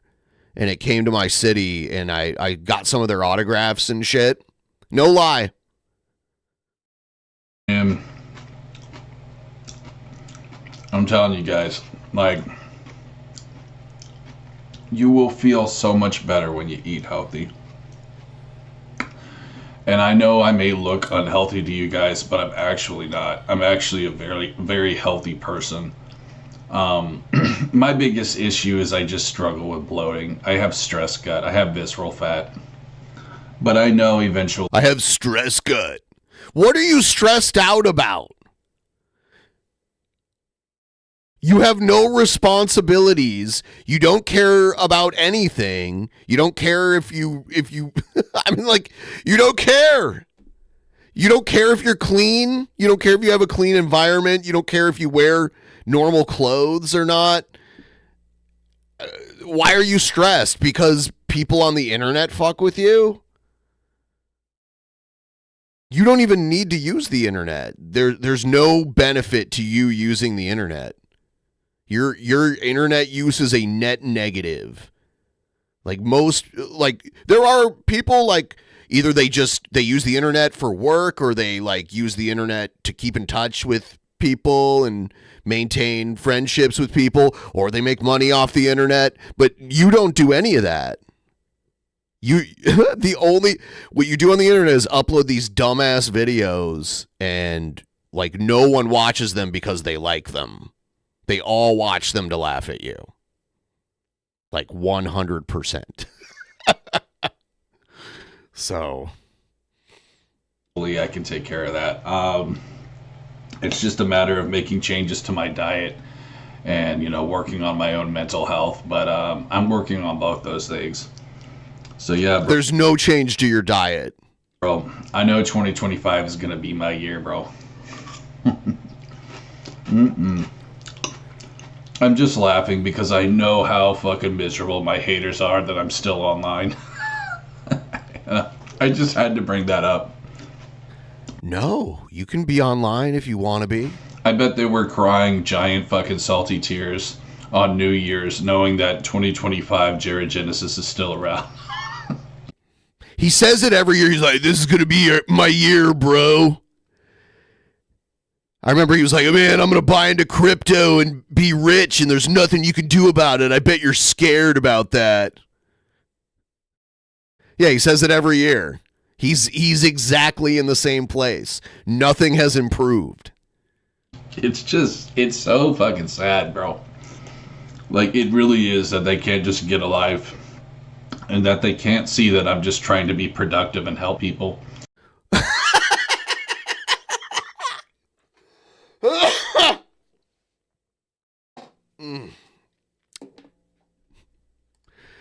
He's just trying to help people. But then again, that's the thing. I know that I'm a huge shot to their ego because they don't know how to... Let me show you how Jared's been productive and been trying to help people lately. He posted this yesterday on Twitter. Who's he trying to help here? So he says, P is coming to LGBTQ very soon. Nothing any of you can do about it but cry.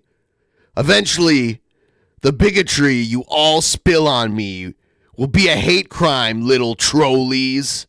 Better recognize if you know what's good for you, or I will have you thrown in jail where many of you belong. Does he not? First of all, you can't get thrown in jail for like being a bigot towards somebody. First of all, that doesn't happen. You can like that's just like talking trash to someone out of bigotry. That's protected under the First Amendment. Oh, what is P? I don't. He means P. You know, being a PDF file like Jared is. So that's what he means. Or have you thrown in jail where you belong? Yeah. So Jared has this fantasy where the P becomes part of the thing, the LGBTQ, and that anyone who calls him that, he'll be able to have them thrown in jail for it.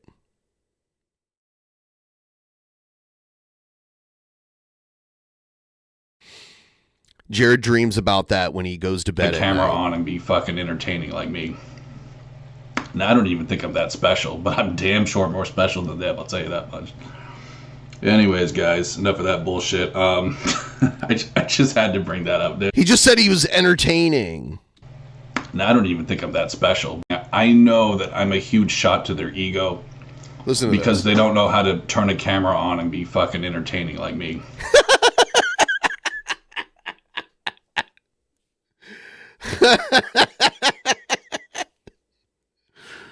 What does he think makes him entertaining? It's such a weird flex.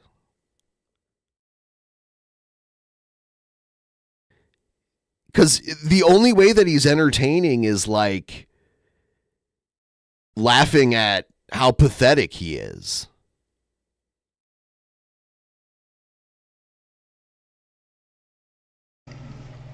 Now, I don't even think I'm that special, but I'm damn sure more special than them, I'll tell you that much. Anyways, guys, enough of that bullshit. I just had to bring that up, dude. He said a while ago when he took all the stuff down that he wasn't going to talk about his haters anymore, and he was going to focus on working out and health and fitness and all that shit.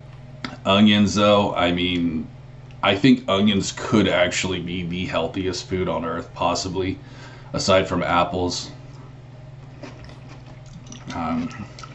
You guys know the saying, an apple a day. They're just incredibly, incredibly rich in vitamins and minerals, amino acids. What else we got here? Oh, yeah. You can't see it, but like, well, maybe just a little bit, but this is very heavily seasoned. And that's another thing that you want to utilize as a bodybuilder is seasoning. Well, I wonder what he means by seasoning. What do you think? Do you think he like covered it in salt? And I've spoken this, excuse me, I've spoken on this multiple times with my What's in the Bowl series that I did a few years back. He had a series? Really? I don't remember that. Seasonings, guys, I'm telling you, they're steroids from God. Like they really are, bro. Seasonings are steroids from God. It boosts your body's metabolism. They're full of minerals. What? Where did he get this from? Is he just making this up? It boosts your metabolism. It's full of minerals. Yeah, bro. I mean, like, garlic powder is a cancer killer, dude. You know, you could live a... Garlic powder is a cancer killer. A very long time if you eat lots of garlic powder. In garlic, if you can handle regular garlic, you'll live to be at least 100, guaranteed. Dude, we should all just be munching on garlic. Maybe we'll live to be 200 if I just eat nothing but garlic every day. My breath will be kicking, but, you know. Pardon me, guys. This is giving me a little bit of heartburn, so I'm actually going to pause on this. I really wasn't even that hungry, but I just wanted to show off my plate. I don't know why, because it just looked really fucking gross, and I wanted to gross out my haters. Yeah, this is definitely not something you would do ASMR with. I don't think I would get a whole lot of views eating super health food, but anyways, guys, I wish you all the best, in 2025. To those of you looking... Yeah, hold on. He said he has acid reflux, and then he, covers his food in spices and shit. If you have acid reflux and you're not, especially if you're not on medication, which I guarantee you Jared is not on medication for it, then if you eat a lot of spices, you're going to get more acid reflux because it's going to cause some rumbles down there. Looking to lose weight and, are just people who, I don't know. Holy shit, look at that. Oh yes. God. Fucking bean skin. That's a great way to end the video, bro. Hell yeah. Yeah, this is great. I think that's pretty much it. Also, I put mustard on this. I eat a lot of mustard because it's good for you. Apparently it does help with heartburn. I don't really know if it does. Mustard helps with heartburn? I don't know. Is that true? I've never heard of that before. Milk seems to help me the most when it comes to heartburn. So now we know he seasons the shit out of everything. Yeah, dude. And then gets heartburn. Sometimes, rarely, I'll have ketchup. We don't have ketchup much in the fridge. Mayo is an everyday thing, but I just started eating... Did he just say mayo is an everyday thing? Butter. And I really do believe that's going to help me a lot with my stress gut. Butter? Much in the fridge. Mayo is an everyday thing, but I just started eating butter. And I really... Is he just buying a stick of butter and just eating it? Do believe that's going to help me a lot with my stress gut. I really, really fucking do. So yeah, I'm just going to keep eating butter. And it will help keep my seed oil to a minimum. And I think seed oil was really fucking me up, bro, because it has a lot of omega-6. And seed oil. Omega-6 is great for you. I mean, I don't think it's a stress gut. I think it's bloating because of his diet and, overeating and that kind of shit. Don't get me wrong. And he probably has acid reflux. But I just had an imbalance going on. That's all it is. You just have to find a balance for everything. So, anyways, guys, wishing you all a Zen 2025. Find your balance in life. Increase your relationship with God. Jesus Christ is King. Satan is a bitch.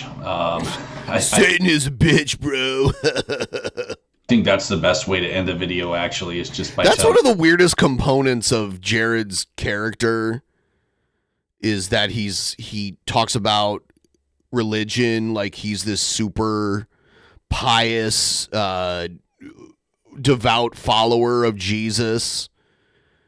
But he's so gross and disgusting that most Christians would be like, this guy's fucking gross. So that's such a weird dynamic of his. And he preaches like God has chosen him personally to be the way he is. It's very strange.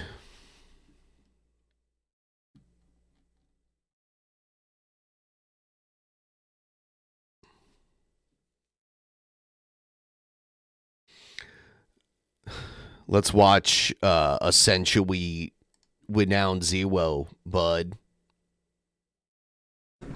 Hello everyone, I'm Renowned Zero. We are back. Oh, he's wearing a non-Riperverse shirt. I'm proud of him. He got a Zelda shirt. Again, that's cool. Doing a small good one, Renowned. Indie comic showcase, doing a little bit of a different type of video, but we're also going to react to the Q1 update that was put out by.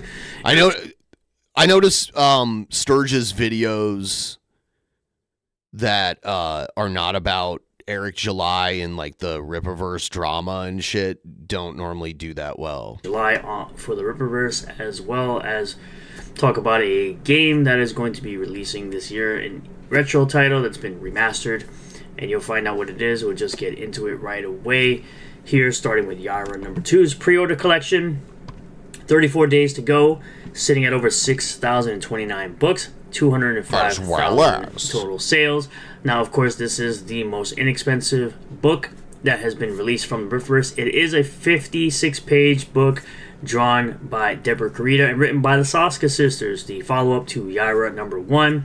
You can obviously get this at $13 for the Mark Evans cover D, but if you want to get different covers, like the more limited ones, Kanan White did cover A, Joe Bennett did cover B, Will Conrad for cover C, which is usually the more foil cover, and so on and so on. You can get a bunch of other merchandise.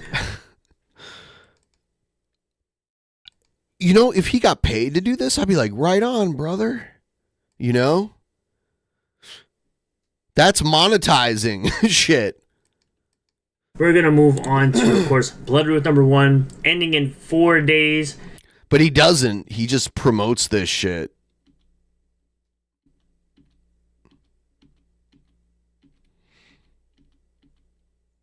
Oh, God.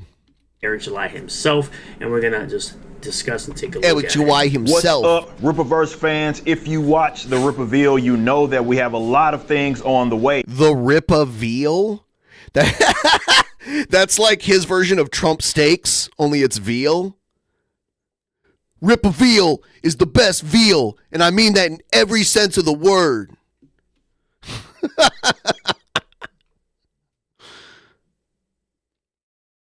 This will be our biggest year yet as far as releases, considering all of those announcements. Ripperville. I wanted to give you guys an update for this first quarter of 2025. As you know, Ripper Sends Achromatic Chronicles Green by Jay David and Eric Hodson just ended its campaign. Really the only 120,000 sales and over 3. Yeah, it is a play on reveal. Yes, I realize that. I know. 1,000 books sold. Great job. Congratulations, Jay, on another successful campaign. Thing that we're waiting on are those CGC Signature Series copies. We anticipate that they'll get here sometime in February, and that's when we'll start fulfillment. And that's despite all the haters claiming that Ripper Send was going to be a flop and that this book was going to flop. It won't take that many days to get all of those items out to you. Of course, Yara number 2 has officially launched, and you notice that it's a beautiful Kanan White cover. That's the one that I went with personally. It's much shorter in duration for its pre-order window. Sturgis wants Eric July to rip him a new asshole. Shorter collections are the way moving forward, as we have plenty of books to release. So Yara number 2 is expected to fulfill later in February, very early March at the absolute latest. And also because the books are smaller, from a 96-page book to a 56-page book, and that makes the books cost less, as well as... I like how he's like the propaganda minister of Eric July. That's like what he does. It's like if Eric July was the president and had a press secretary that had to like make everything he does seem right and like attack anyone that criticizes and to like clap back at any criticism. That's what Sturgis is trying to be right here. It's very strange. Take less time to create. Going into March of this year, you'll see that we'll have several collections active. Be prepared because our release schedule is going to be very consistent. You're going to have books. In my opinion, I think it's going to be ISOM 3, Salvage PI, and Norfolka. I think those are going to be a couple of collections.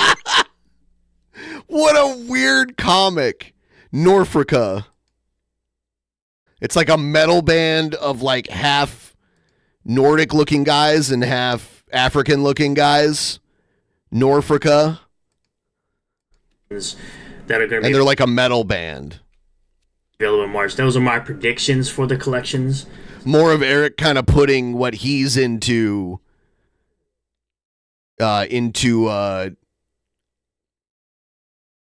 into like his work again, right? Just so you guys know. Books fulfilling and books up for pre-order all year round. While we do need to be mindful. Best cover, by the way, for Gooding.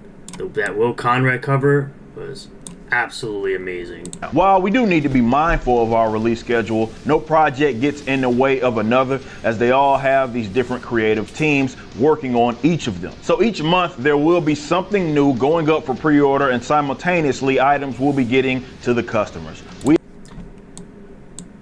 I forgot what his YouTube name is, but shout out to him. Shout out to Jack. I lived in the projects, bud. Jack Lloyd, too. To the customers. I lived in the projects, bud. We expect collection numbers to be impacted due to the frequency of releases, variety of releases, as well as the prices. Horseman! I can't wait for Horseman. Our diehards will reserve those. Horseman! That's the cover I went with, but it made my mushroom the hardest. P.S. Drunken Fat, Eric July is a beautiful black man. He is the next Dr. Martin Luther King Jr. Whoa.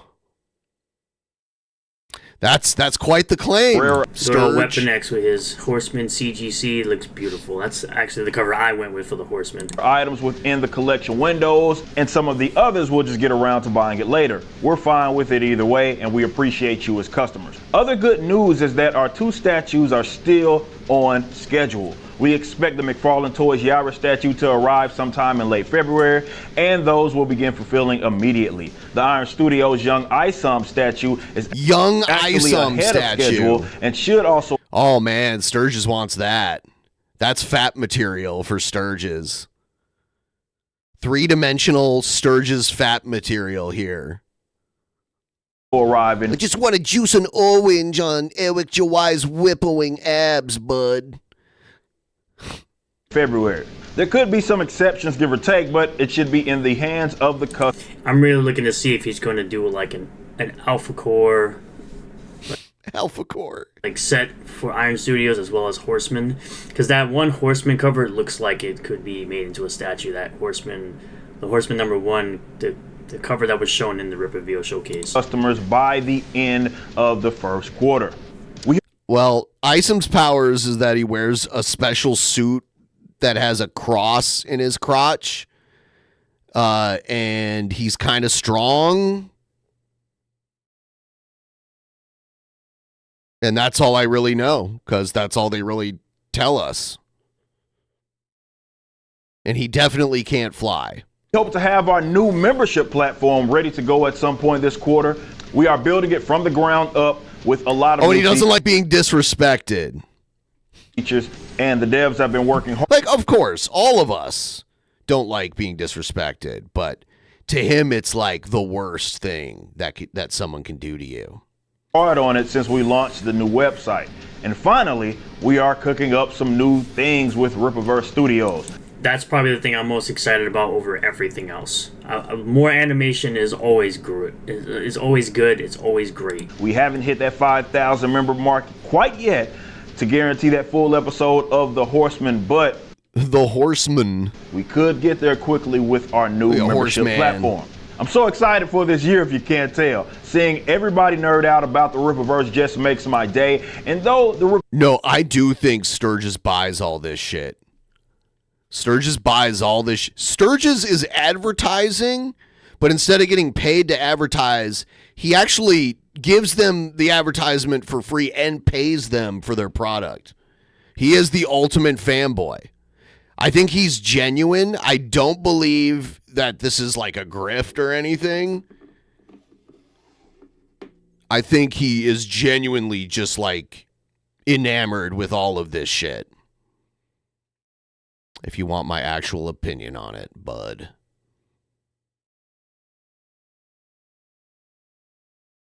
Yeah, oh yeah, he really buys into the, the political side of it. He's fully bought into the political side of everything that Eric July stands for. Reveal had plenty to look forward to. We have other books that you'll want to look forward to as well that we haven't said anything about. Hopefully more Ripazines. We had hopefully more Whippazines, bud. successful year I want Santa to bring me whippazines under the tree. last year, so let's I don't talk like that. Who Sturges? keep up with the momentum for the Riperverse as well as Represent. Thank you. Represent, I'm waiting very patiently for Mighty Golden Patriot from Yellow Flash and Dillard Draws, or John Dillard. John Dillard's pencils are phenomenal. That man is so talented. Whipasend. Yeah, if you wanna make a comic book, you can pay Eric July to print and warehouse and ship comic books that you created. I believe that's what it is, right? Ripasend. Isn't that what that is? Or is that a different one? They're basically putting McDonald's style branding on everything. You know, like McDonald's, like everything's a mix something. McNugget, McChicken, all that shit. It's like that. But the game that I was referring to was, of course, Lunar Remastered Collection, which launches on April 18th, available both physically and digitally. I will be picking up a physical copy of this game, probably for the Switch, but most likely for the Xbox. The Lunar Remastered Collection will launch for PlayStation 4, Xbox One, Switch, and PC via Steam April 18th, Gung Ho Online Entertainment announced. I don't like the fact that they made the digital version cost $5 less than a physical edition, but that's neither here nor there. The physical edition, I love me a McDouble. Will be available exclusively for Amazon for $54.99, which will come with reversible art that includes illustrations from Lunar Silver Star Story Complete, as well as Lunar 2 Eternal Blue. I'm old enough to remember the Arch Deluxe. If anyone's ever heard of that. When McDonald's was like, we need to get more sophisticated. So they put out like a McDonald's cheeseburger that had like a special sauce on, like a, and I don't, it not the special sauce like the Big Mac. It was a new type of sauce. And they tried to make like a fancy McDonald's burger. And I ate it and I actually liked it back then. I thought it was all right. I did actually like it. But I guess it didn't take off because it's not around anymore. Blue Complete, both illustrated exclusively for the Lunar Remastered Collection. So I am very excited. Okay. I am very excited. Okay, Sturge. Speed through battles with a flip of the switch. Yeah, they always do this with these collections. Usually they give you the option to kind of speed through battles. I mean, they've done this with the Final Fantasy VII ports, and they've done this with the Final Fantasy VIII remasters, and also the 10 remaster, I think, had it as well. So that's nothing new on that or out of the ordinary. So these are the things I'm very excited for coming this year. I completely forgot that this was coming out. Like, there's a lot, like, I'm so focused right now on my backlog that I forget about new releases. I wonder if McDonald's would ever bring back the Arch Deluxe. You never know, because they've done that in the past. But that sauce was unique. I can't even remember exactly how it tasted because it was so long ago. It was like, oh, it's like an adult burger. I don't know. Coming out, but Lunar is a special release for me. Like the original, like playing the games on the PS1 were absolutely phenomenal. I want to replay these games and I can't wait to dive back into this. I cannot wait to dive back into these. So I thank you all for checking out this video. I really do appreciate all the new subscribers, returning subscribers. He says this every time. New viewers and returning viewers. If you do like this type of video, hit that like button. Comment below what you feel about this. Will you be picking up the Lunar Remaster Collection physically on April 18th? Let me know if you'll be picking up anything from Riperverse, of course. Let me know what your guys are excited about for the Riperverse moving forward. If you are a Riperverse fan that watches my content, I appreciate you for being here. Subscribe for more, hit the bell for notifications, set the bell to all. If you are you'll get a Riperverse notification anytime I fan. post a new video or go live on the channel. And as I said, as a reminder, I will be having Vaughn Coleman on at 9 p.m. Eastern Standard Time today to discuss Phenomenova issue number 2, Down to the Core, as well as the future iterations of his comic book series. All right, I'm done with them. Andrew Salvaggio, McDonald's executive chef, food enthusiast, and the man who actually created the Arch Deluxe. The best ingredients are just the start of a great burger. Crisp leaves of iceberg lettuce, the stone ground mustard. Okay, so it was stone ground mustard. Huh. It doesn't look like stone ground mustard that I normally get. Sauce. The soft, comforting potato roll. I'm in the zone. All layered together in one symphony of taste. I made it. Yeah, there was a lot of commercials for it. Here's another one.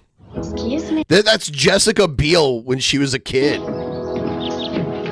Mom, Daddy, you are such wonderful parents. The older kid. Her. That's Jessica Biel.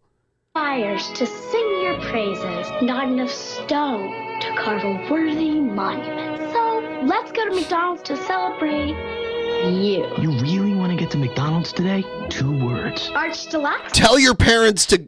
The point of this ad is like, tell your parents they have an adult burger so we can get Happy Meals or whatever they want to get. Care to join us? See, it worked. A burger with the grown-up taste. What a weird way to position an advertisement. Kids, beg your parents to go to McDonald's so they can get an Arch Deluxe. McDonald's Arch Deluxe.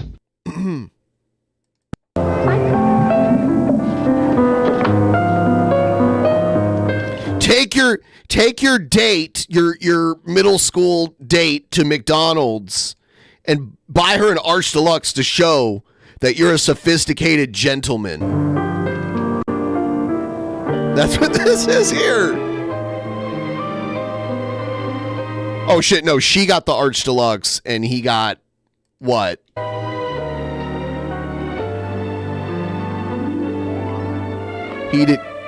He's flicking the pickles off. You know it's true. Pickle, we do mature faster than boys. Introducing the burger with the grown-up taste. McDonald's Arch Deluxe. Damn. He got dumped after that. Absolutely. I see you press L. G-U-L might stand for lobby, but for me, Chef Andrew, L stands for lettuce. Crisp iceberg lettuce, just one of the ingredients on McDonald's Arch Deluxe. They were like, oh, let's take the chef that works at the McDonald's like test kitchen and make him the face of the Arch Deluxe. America's favorite new burger. I just can't help myself. Was it? I don't know if that was the case. It was all right. Like, I liked it. I remember eating it and thinking it was good. But if I ate it now, who knows if I'd like it. Things change like that. But I did like it. I remember liking it. I can't remember the exact experience. Because it was so long ago. When was it discontinued? What year did they stop serving that shit? The McDLT, yeah. The McDLT had they had the cold ingredients compartment and the hot ingredients compartment. And that was kind of a good idea. But it's better to just like wait to make the burger like when it's ordered. You know, and then it's like, it doesn't matter. But McDonald's food sat around a lot pre-assembled, and that was their answer to that. It was like, oh, you can just assemble it yourself. I don't believe that lasted very long.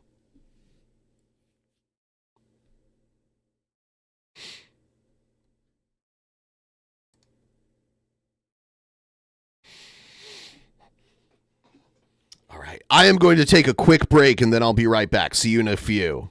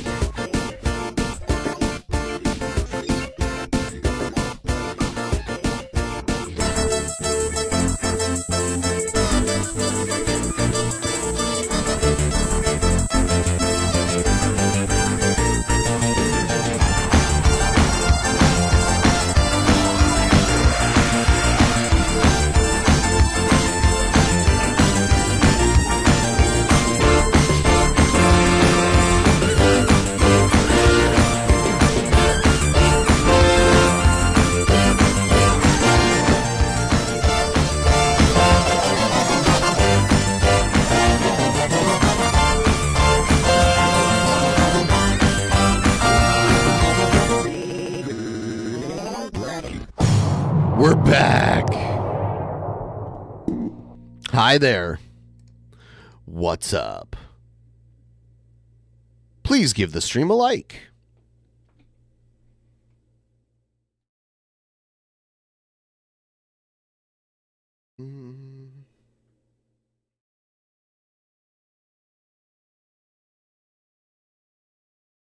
Here's a news story. Denver sergeant fired for flashing badge after a traffic stop. Let's see.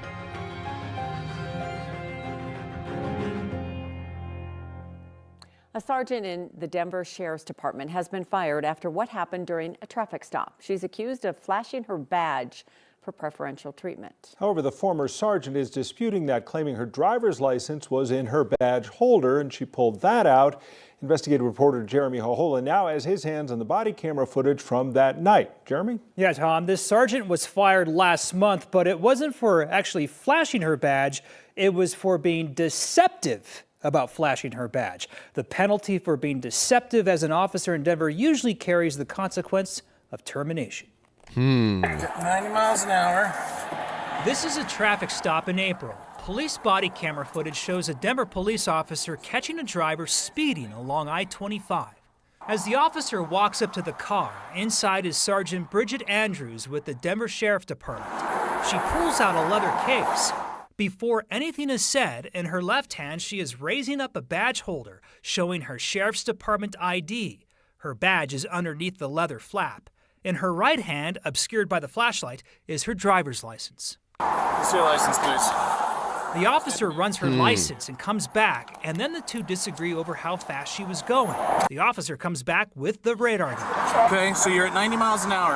I come up and I stop you, and you immediately throw your badge up into my face. I don't need that, okay? I keep my badge, thing in my wallet. Your ID was in your wallet, you pulled it out, and you had your ID in one hand and the badge in the other. During the internal affairs investigation, records show Sergeant Andrews insisted she pulled out her driver's license, claiming it is always in my badge, and didn't intentionally flash her sheriff's ID.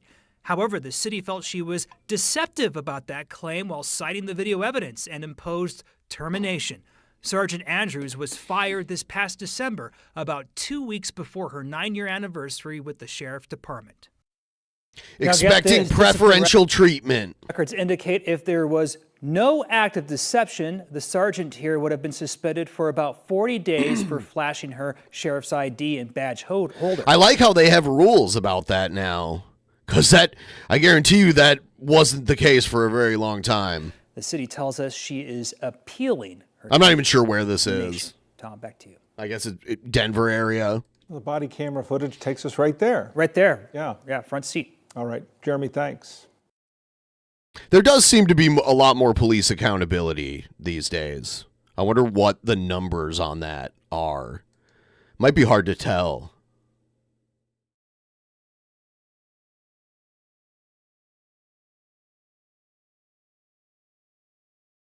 Oh, God. Some of these I don't even want to get to because they're dark as fuck.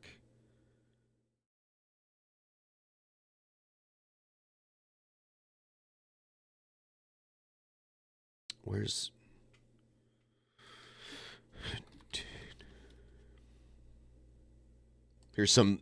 I have a few videos about the TikTok ban. I don't use TikTok, so I don't give a shit about it. Now at 5:45, the countdown is on. There are just 6 days left until the TikTok ban in America goes into effect. The U.S. Supreme Court is expected to uphold the law, which would stop TikTok in the U.S. due to national security concerns. Now, this could all come to a stop if the social media app's parent company, which is based in China, sells the platform before January 19th. But for some, the app is more than just a means for entertainment. It is their full-time job. 10 TV's Carla Rogner spoke with local social media influencers to get their thoughts on how the clock is ticking. You know her on TikTok as Granny. So kind of you. Or if you're a loyal fan, Gangster Granny. But when she goes out in public, I kid you not, it's like an A-list celebrity walks by. Ross Smith has made his 98-year-old grandmother. I guess Pimp Monk, TikTok isn't his main thing. Like, he does a lot of Facebook and Instagram, and I think he does a lot better there. Pretty sure. a social media star. The dynamic duo has nearly 25 million followers on TikTok. It's a lot of people who look for us for joy, and we also got a lot of joy out of them too. And it's a really powerful platform, and it's made a lot of people money, and it's been really good for businesses and small businesses. Then there's Mitchell Bienvenu, an influencer from Worthington who makes videos about Columbus and Ohio. I started filming going around town. Yeah, Worthington is a neighborhood in the Columbus area. Here in Columbus and all over the state, and filming like what he's got. See, me and this guy, we both have Ohio State hats. I liked what I did. And then I started gaining the following that I have now here in Ohio. Ohio State is playing for the championship on the 20th. Very excited, but we'll see. They have to play against a team they've already beaten this year. Notre Dame. It's not Notre Dame. It's Notre Dame for some reason. It's spelled the same. Oh, and it's kind of just taken off since then. He's been on the app since 2019 and has turned into a full-time job, gaining more than 300,000 followers. To lose that platform and to lose like the reach that I have on it, it obviously hurts with being able to connect with businesses and brands that I want to work with. On January 19th, the app likely won't disappear from your phone, but it will no longer be available in the App Store or be able to be updated. Now, a ban like this would be unprecedented. The first time the U.S. would ban a major social media app. It's not like every other business where, you file for bankruptcy or something happens. They're literally this is a government decision to take it off. If TikTok goes away, it's not just losing business, it's losing community. It's all those people who get their entertainment and their news and their laughs and their You shouldn't be getting your news from TikTok. You should not be getting your news from TikTok. You shouldn't. You should not be doing that. And their highs and their lows all come from TikTok, and yeah, it's gonna hurt everybody. Honestly, I believe so. Both influencers plan to keep posting until the ban goes into effect. In the meantime, they're also focused on building their platforms on other social media, hoping they can keep their businesses going. Reporting in Columbus, Carla Rogner, 10 TV News. Grandma with a flamethrower is fine. Like, whatever. Look at her. That's pretty amazing. I like that. I do like that. Grandma with a flamethrower is worth a view. The U.S. Supreme Court is deciding whether it will uphold a law that would ban TikTok in the U.S. on Sunday. There are many local creators and influencers who use the app to make a living. Our Aaron Maben has don't get your news from me either. Change. If you actually want to be informed about the news, you should read actual journalism about it. Or at least watch more neutral news sources. Like PBS does news, and that's pretty good. Less entertainment-based journalism. Video that I posted on TikTok last year in January. I've watched Democracy Now! Blew up. It went viral. That's better. That's more news TikTok than... is no stranger to viral videos. With over 400,000 followers, Maricela Cuevas isn't just a dog groomer, she's a busy content creator. Millions of people watch my videos every day. The Milwaukee-based account has linked her with international connections and deals, leading to... I remember old school Democracy Now! When they had a really low budget. Because they used to play that on the public access station. When I was living in Albuquerque, they'd play it on the public access station there. And I remember it was it looked like something from public access. Is that maybe that's how they started? Alex Jones started public access too. I don't know how Democracy Now! Started. Were they public access in their original, original form? A steady stream of income. Videos help a lot by just growing your business in general. So what's your concern if TikTok gets banned in the U.S.? I'm guessing most of the content creators, that's their only job. Last week, Supreme Court justices grilled lawyers trying to save the social media giant. Trump says he wants it back, so it might come back. on its own. Representatives for the company argue the law requiring TikTok to cut ties with China or cease operations in the U.S. by January 19th violates free speech protections. I get about 80% of my business from TikTok. Welcome to this Bellevue single-family home. Emily Walzak is a local realtor who specializes. Man, there are so many realtor videos out there. They're all very similar. There's a lot on YouTube. I even watched a bunch, like, looking for new places to live. And it's just like, a lot of them have drones now, too. And they all kind of have the same style of music. If you know what I mean. Maybe you do.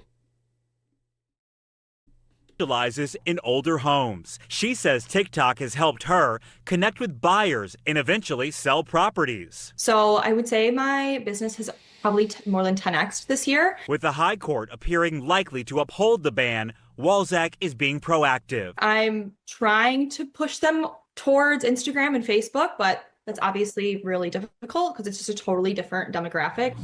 These influencers have benefited from TikTok. Now they're bracing for the unknown. I just think it's gonna hit a negative impact on the U.S. In Milwaukee County, Aaron Mabin, Fox 6 News. Thank you, Aaron. The Supreme Court could rule on the TikTok ban sometime this week.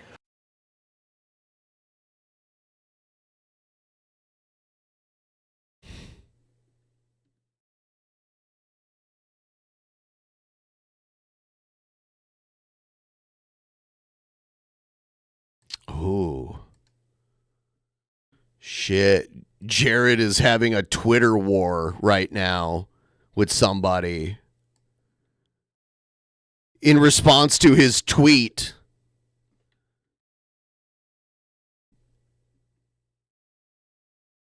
This person, Kraken Terror, responded to Jared's tweet.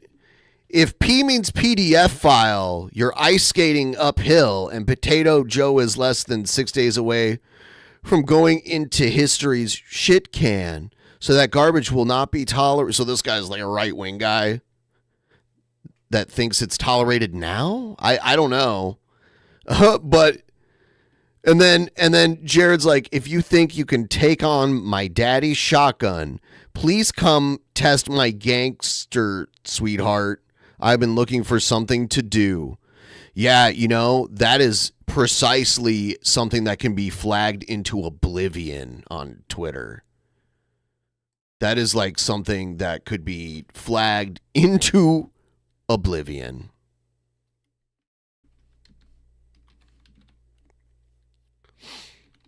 Jesus. And then they responded with this.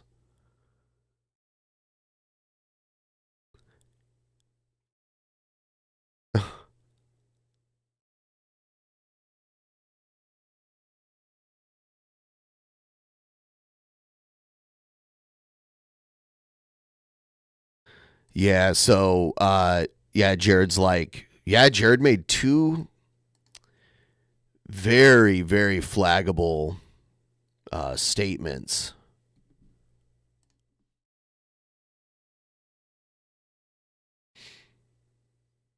Oh,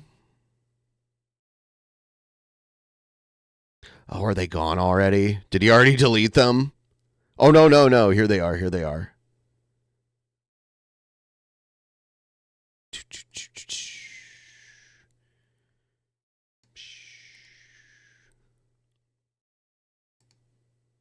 Violent threats. These are violent threats. These are violent threats. Kabam. There we go.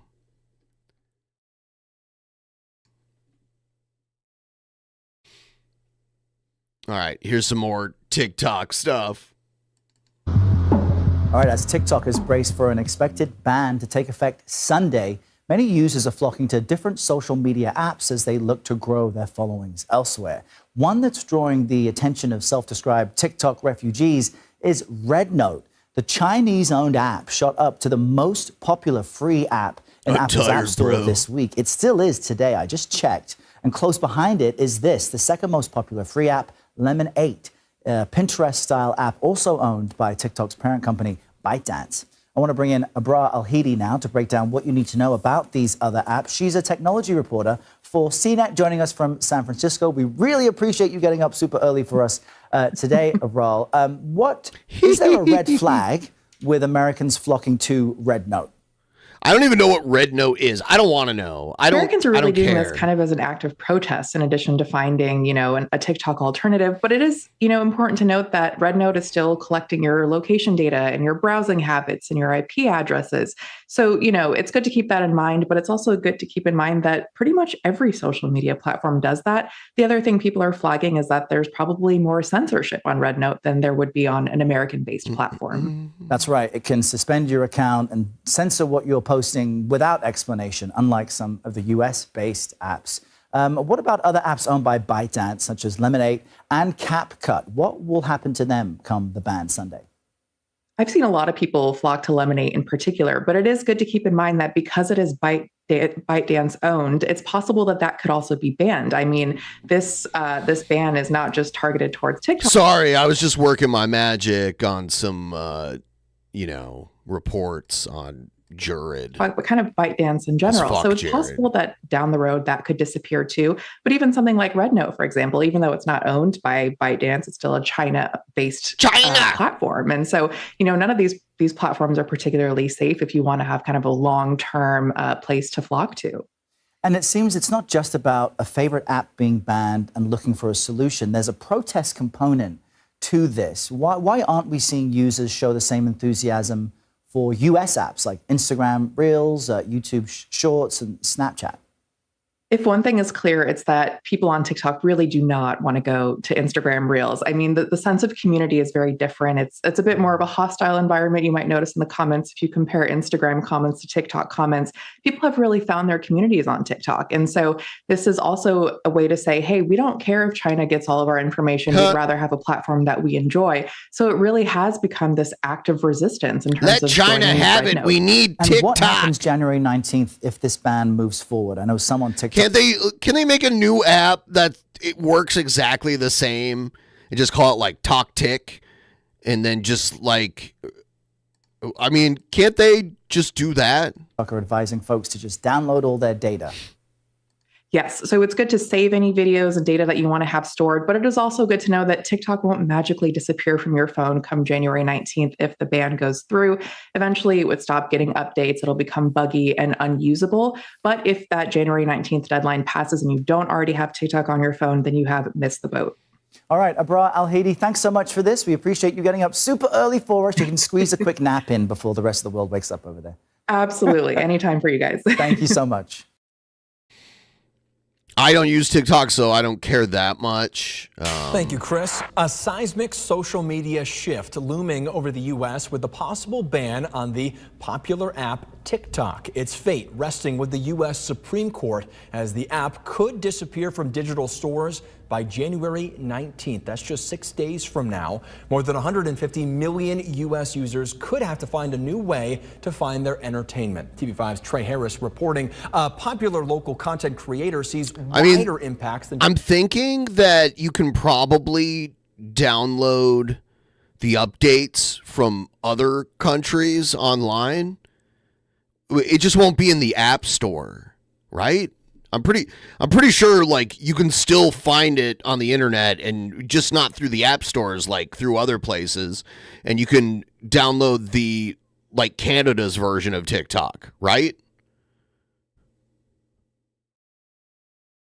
What's to stop that? Like they can just put the installation files on a website and you can just download and install it that way, right? I don't even think you need a VPN. Because they're not blocking your IP address, right? They're just blocking the app being available and like the updates and everything. Right? Just entertainment.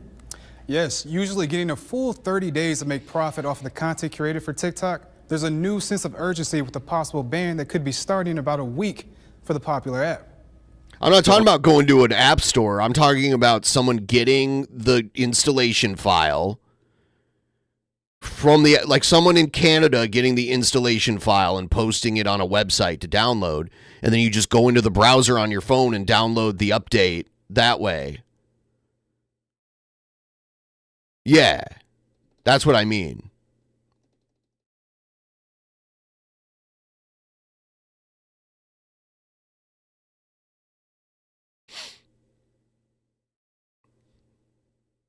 My circle of people is kind of like, let's push out. You can get a VPN on a phone. Like, I've had it before, but it's not really as much content and drain this thing for every cent that we can while we have it. Like many other content creators, Richard Hagan, better known by his handle But Richard you don't Eats, need a is in the dark VPN. when it comes to the future of creating content on TikTok. Richard Eats uses TikTok to eat, make, and review foods. When they finally kill the app, I'll see if I can still find updates like a few months But afterwards. Hagan says he isn't concerned about that group of TikTokers. He's more I have the app, concerned with so how that ban will affect small businesses utilizing the app. It's the small. yeah, fuck iPhone, man. You know what you know what Apple did? Because you can purchase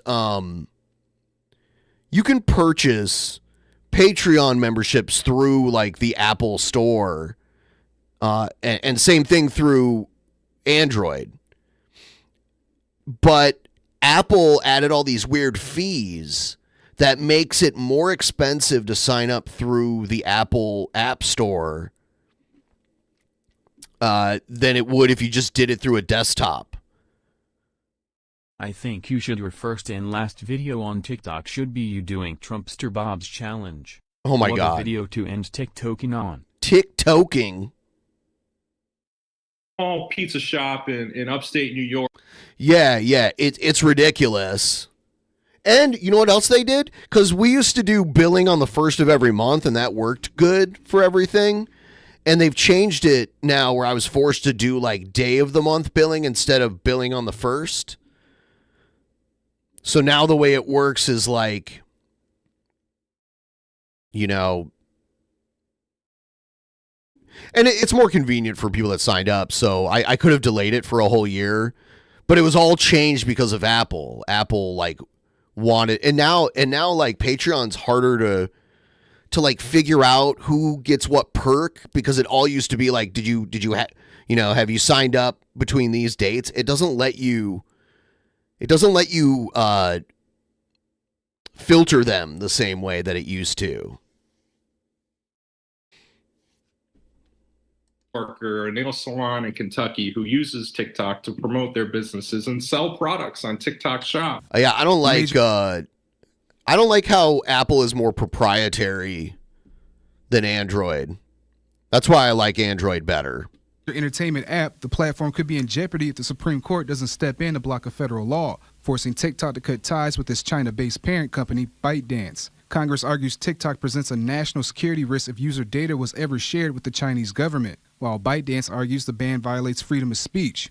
As soon as you pick up a smartphone or have a smart device, like your data is being collected, to cater advertisements towards you. A ban would sever creators' revenue streams, forcing them to scramble to establish a presence on other platforms. The people that are banking right now on TikTok are the people that are doing TikTok shop videos. Like I know people in right hand to God. I know people that are pulling tens of thousands of dollars a month. The Pew Research Center says there are more than 170 million U.S. users on TikTok. Hagan says users and creators have been keeping up on the potential ban, and he says if it does take effect, he believes creators will utilize Meta and YouTube in greater numbers. And then if it doesn't go on the 19th, it doesn't go. If it goes, then we got our January money out. I hate how, I don't know, there's the Android may be closed for open source, but it's still open sourced. Of it, and we'll move on to something else. Now, the ban will not take effect if the parent company agrees to sell its U.S. operations before the end of Sunday. President-elect Donald Trump has asked the Supreme Court to pause the law until his administration has a chance to take office January 20th. And then, like, the price gouging Apple does now is just ridiculous. Resolution. Trey Harris, back to you. Thank you, Trey. Current users of TikTok would still have access if they already have the app downloaded, but the app would disappear from Apple and Google app stores.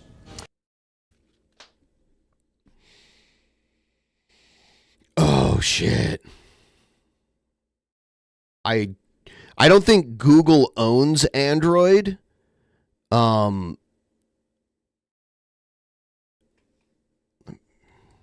don't know.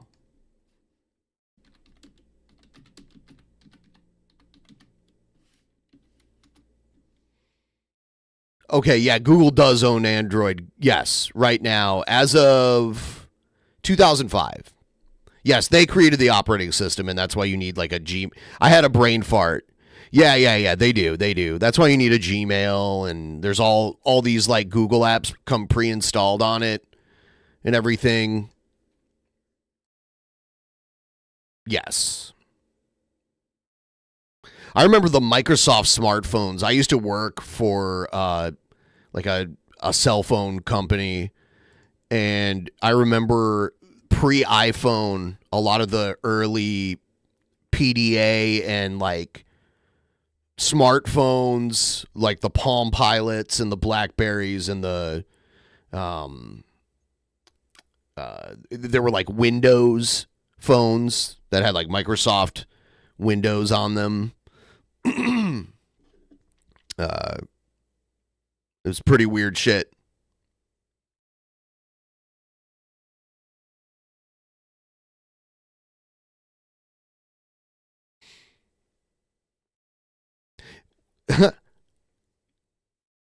It's crazy how BlackBerry used like data transfer methods that were free, like a frequency to like broadcast their email push system. They just found a way for like their network did reach capacity a few times, and it like crashed the entire BlackBerry email system. There was a few of them, and then they figured out ways to work around it a little bit. I just watched this. It was like a biopic on BlackBerry. I used to troubleshoot Blackberries all day. I remember when people were getting like the bad like BlackBerry thumb because it was on the side. So then they switched to a trackball in the center, like below the screen. And a lot of times, yeah, the BlackBerry Pearl, yeah. Yeah, a lot of times the way to fix a BlackBerry was just to take the battery out for a few seconds and put it back in. Like 90% of the BlackBerry calls I got was just the solution was to pull the battery out and put it back in again. There were a lot of like email sync ones, which were kind of a pain. And then there were data transfer ones that I hated. Like someone had an old BlackBerry and they wanted to transfer all their data to a new one. You had to like upload it to a computer and then like plug in the new phone and like download all the data. And sometimes it didn't always work. Sometimes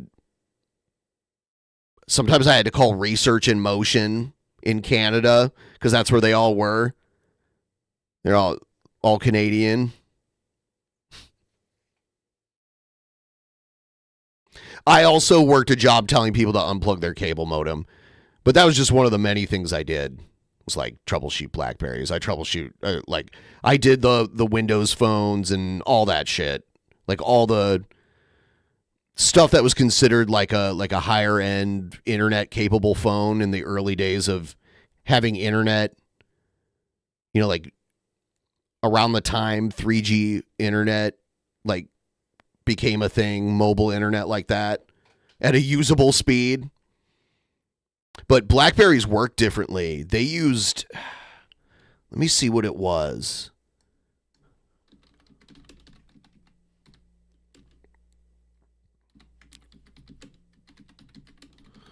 What was it called?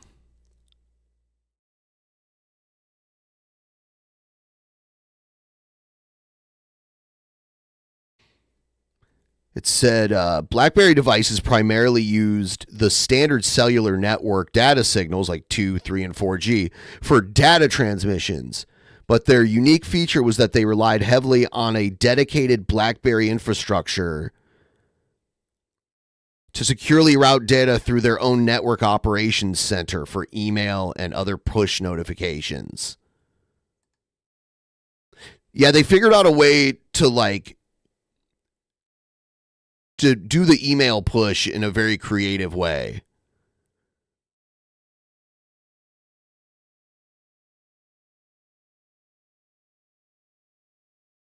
I just remember that.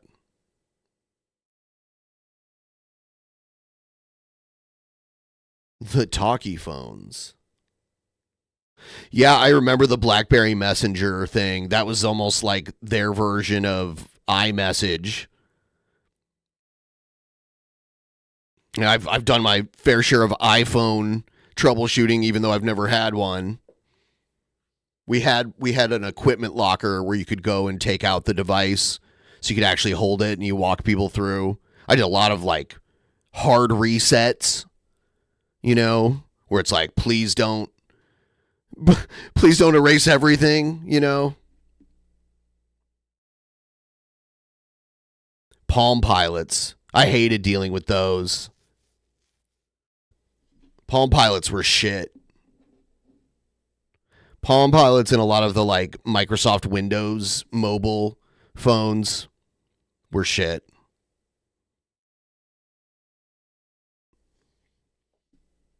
I remember the BlackBerry with they did go an all touchscreen BlackBerry and it was shit. It didn't work. The touchscreen was shit. It's like if you're going to have an all touchscreen phone when you're famous for having a full like physical keyboard, you want to make sure it works. Like you need to spare no expense for the touchscreen. But that was when the iPhone came out. I watched a whole movie about it where like, you know, they're riding high and then the iPhone comes out and it's just over.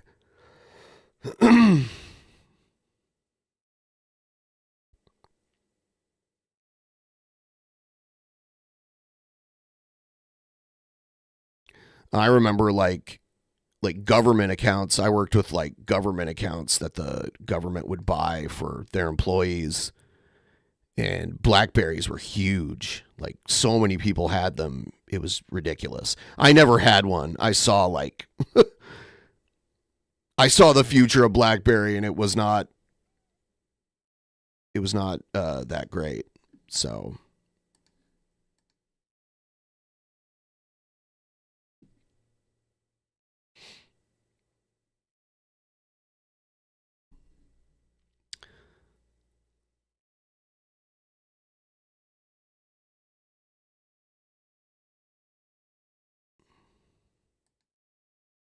I worked with cell phones for like, I think I started in 2006 and left probably, I don't know, 2015-ish. Like I was still working with them. So.